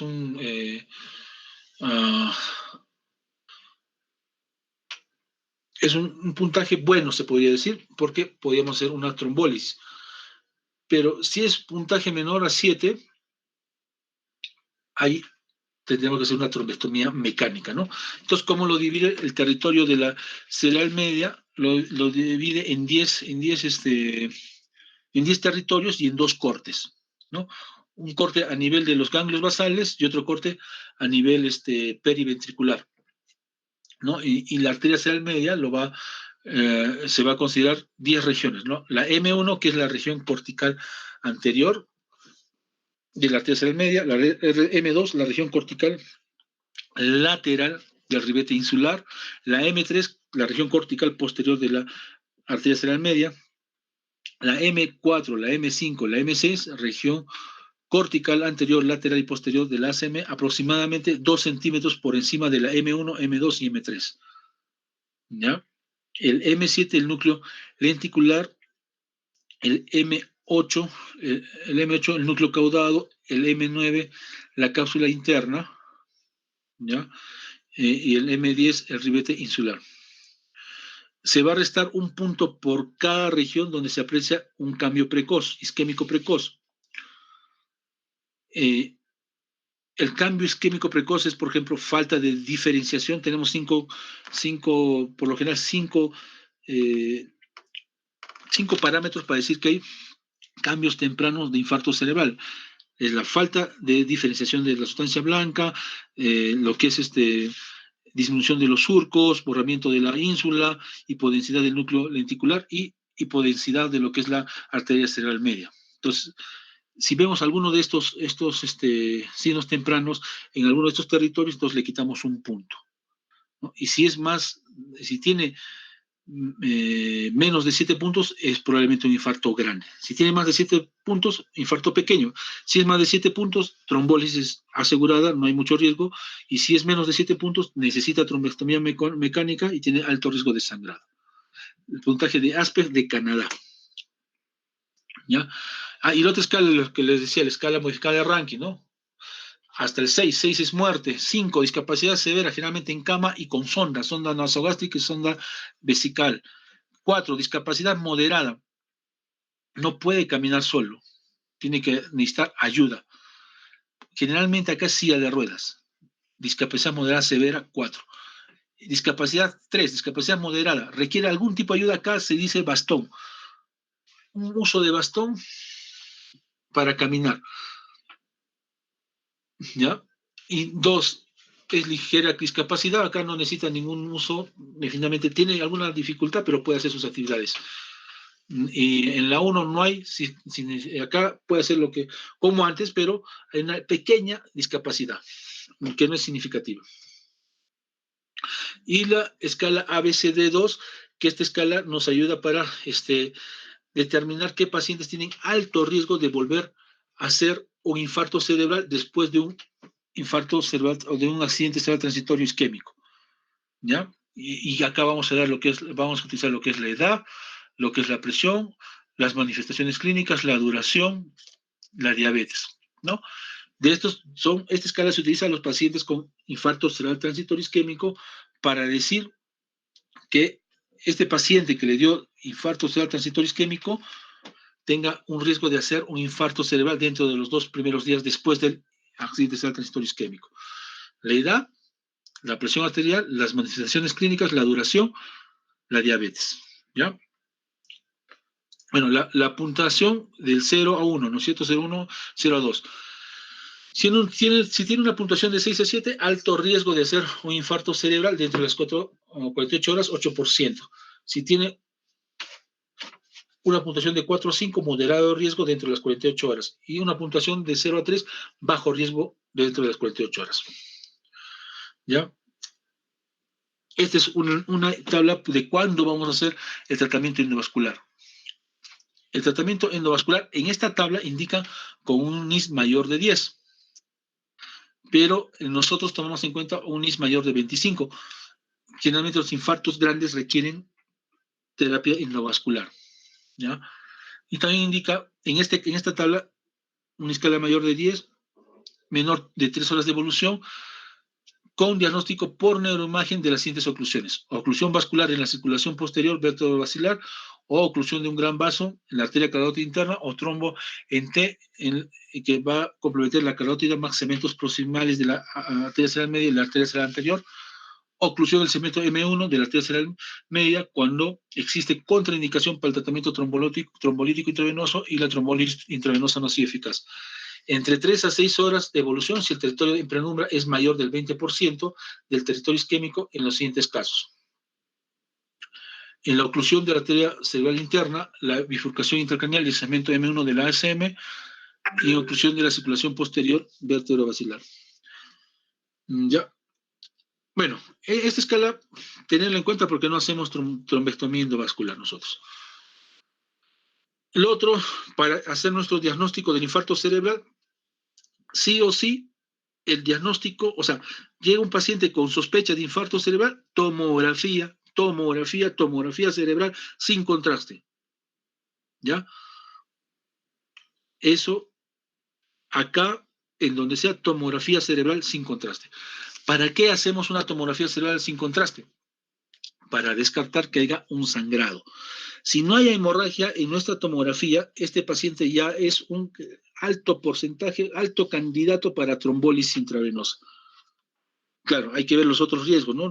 Su glucosa, si está bien su glucosa, ¿no? Ahora nos piden en la nueva guía 2019 es tomografía y glucosa para iniciar nuestra trombólisis. No piden otra cosa. Si la tomografía no hay sangrado, trombolizamos. Si hay una glucosa normal, trombolizamos. Si hay una hipoglicemia, corregimos y trombolizamos. Si hay una hiperglucemia, corregimos y trombolizamos. ¿Ya? Los demás exámenes se van a pedir, pero no pueden retrasar nuestra trombólisis. ¿Ya?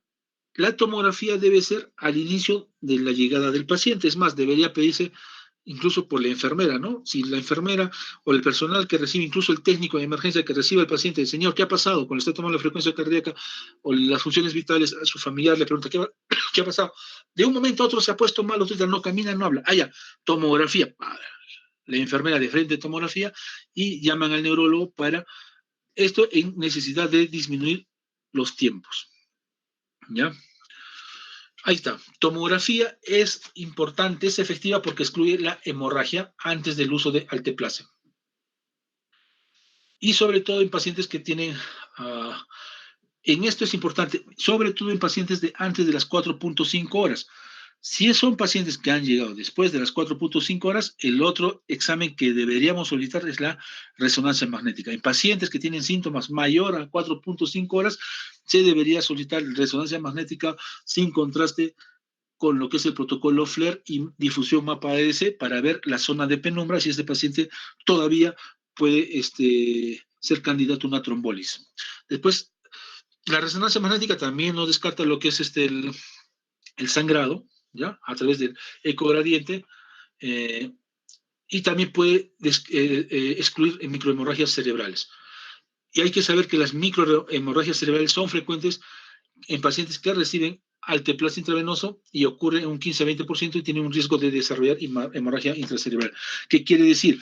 En la tomografía no vemos generalmente pequeños sangrados. En la resonancia sí se puede ver pequeños sangrados. Y si hay un paciente con resonancia con pequeños sangrados, y le hacemos la trombólisis intravenosa, tiene alto riesgo de sangrado.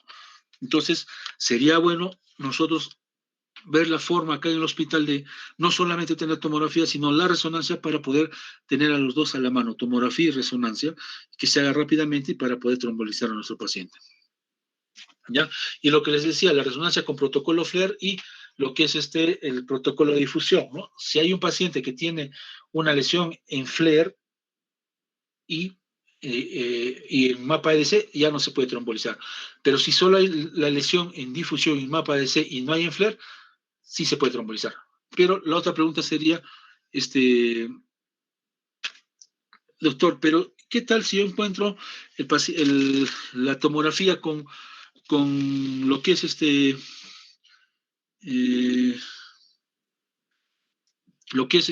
¿qué tal si yo encuentro la tomografía con lo que es la resonancia en protocolo, difusión y mapa ADC? Hay una lesión que no es igual a la lesión que es en el FLAIR. La lesión que es en el FLAIR es más pequeña que la lesión que hay en lo que es en el mapa ADC.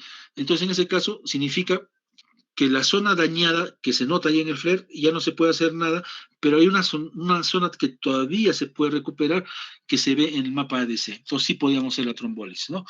Lo que hablaba para ver lo que es la trombólisis con la angiotomografía cerebral con reperfusión.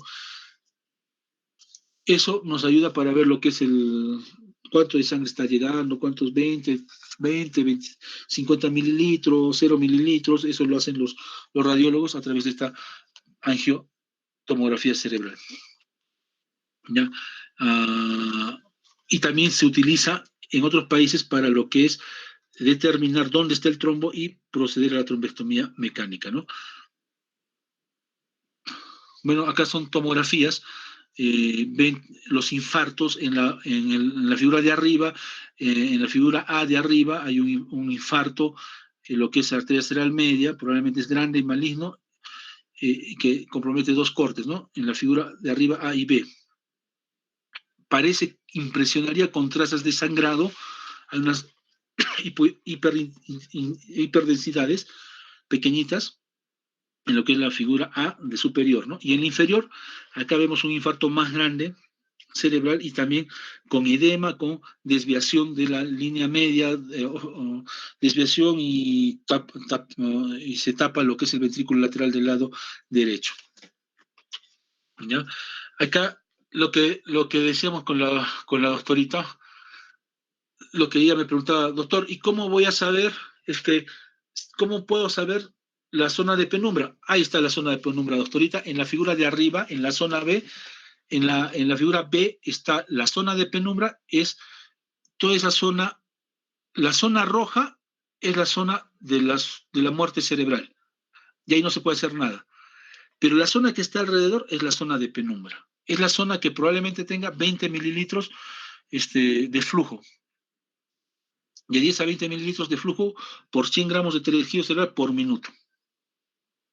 ¿Ya? Y abajo es cuando ya, en la figura de abajo, ya no se puede hacer nada. En el protocolo FLAIR que está en el lado B y el protocolo difusión que está en el lado A de la figura de abajo, el tamaño es el mismo, ahí ya no podemos trombolizar. En el de arriba sí, en la figura de arriba se puede trombolizar. ¿Ya? Se puede trombolizar, hay una zona de penumbra que todavía podemos rescatar. ¿Ya, chicos? Bueno, es una angiotomografía, la figura de arriba, ahí se ve que no hay vasos a nivel A, B, C, arriba, ¿no? Y abajo es una angioresonancia, hay un protocolo T2, la angioresonancia, que ahí se ve la obstrucción de la arteria cerebral media, y la otra es en la T2 está la zona pues, del infarto, ¿no?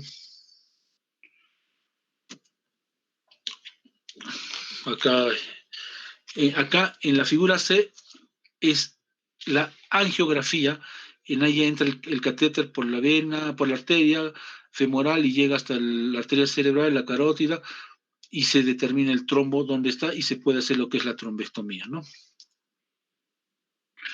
En la figura B se ve que podría haber en figura B podría haber una obstrucción a nivel de lo que es la arteria carótida y dificultad para poder llegar hasta la sangre hacia lo que es a nivel cerebral. ¿Ya?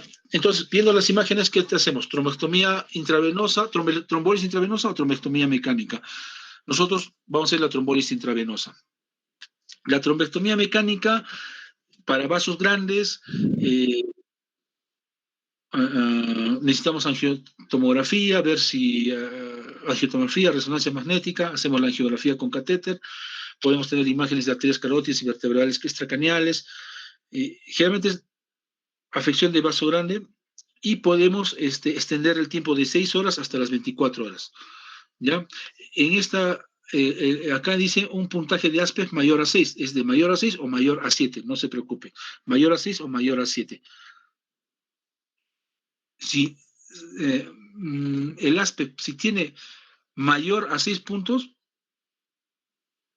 no deberíamos hacer trombectomía, acá está mal, debe ser menor a 6 puntos, menor a 6 puntos o menor a 7, se hace lo que es la trombectomía mecánica. Si es mayor a 6 o mayor a 7 puntos, no se debe hacer solo trombólisis. La glucosa es importante, es otros exámenes, después pedimos todo lo demás, EKG, troponina, plaquetoras, perfil de coagulación, hemograma, urea creatinina, perfil lipídico, pero ya hacemos lo que es la trombólisis, no nos retrasa. Lo único que nos va a solicitar para lo que es la trombólisis, la glucosa. El tratamiento de ese porte, lo que es la neuroprotección, llamamos, hay que darle oxígeno, tiene que ser un oxígeno mayor al 94%. A nivel del mar, a nivel del Cusco, mayor al 88%. No se recomienda el oxígeno hiperbárico, a menos que el infarto haya sido causado por un émbolo de aire, ¿no? El oxígeno hiperbárico es cuando más cantidad de oxígeno recibe el paciente, no se recomienda, ¿ya? Hay que corregir la hipotensión y la hipovolemia para que no se dañen la función de los órganos. Y los pacientes que ya hemos iniciado lo que es la trombólisis, tenemos que mantener una presión arterial que sea una sistólica menor de 185 y menor de 110 la diastólica, antes de que se inicie la terapia fibroanalítica y después de haber iniciado, después de haber dado la terapia fibroanalítica, mantener la presión menor a 180 la sistólica y 105 la diastólica dentro de las 24 horas después del tratamiento. Si es pacientes que se hacen trombectomía mecánica, tiene que ser una menor, mantener una presión menor de 185 la sistólica y 110 la diastólica, ¿ya? Para bajar la presión, tenemos labetalol, nicardipine, clevidipine, otros agentes. Nosotros utilizamos captopril. Labetalol creo que viste una clínica, pero bueno, sí está el labetalol, pero en el hospital el captopril que no está indicado acá. En otros dicen el enalaprilato no tenemos, nosotros utilizamos el captopril y a nuestro amigo cardiólogo que venga a bajarnos la presión, ¿no? Pero generalmente en lo que es el infarto cerebral, presiones altas, menor de 185 la sistólica y menor de 110 si va a entrar la trombólisis. Después de la trombólisis, menor de 180 y menor de 105 la diastólica. Hay que bajar la temperatura si está mayor de 38 grados con lo que es medidas, lo que indican es medios físicos, pero también se puede utilizar el paracetamol y nosotros a veces utilizamos el metamizol. No tenemos paracetamol endovenoso, por eso nosotros utilizamos el metamizol endovenoso.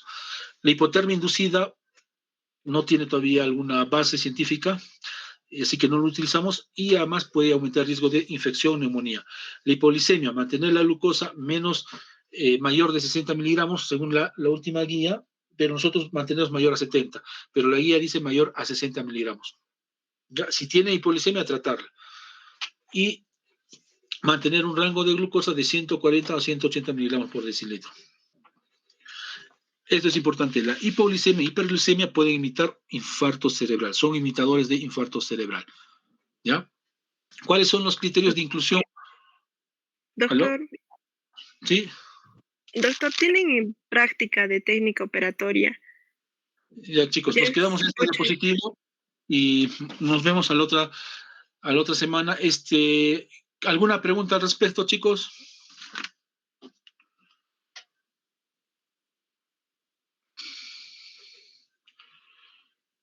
¿Alguna pregunta? Es interesante el infarto cerebral. Espero que, que lo estén entendiendo, ¿no? A mí me encanta el infarto cerebral. Me falta más, y ya yo he trombolizado ya varios pacientes, creo que en total 5, de los cuales, eh, bueno, 5 desde que llego es muy poco, ¿no? Es verdad, pero no llegan a su hora, pero 5 pacientes que yo mismo lo he hecho, sin apoyo de nadie, solo del médico internista, y un paciente con COVID, ¿eh? Sin apoyo del médico internista, de trombolizado. Yo no estaba de acuerdo con la trombólisis, no estaba de acuerdo, pero ahora sí estoy de acuerdo y resulta, pues, ¿no? Que hagamos. No sé si tienen alguna pregunta, chicos.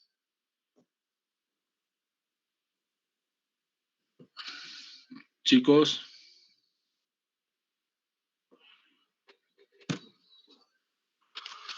chicos.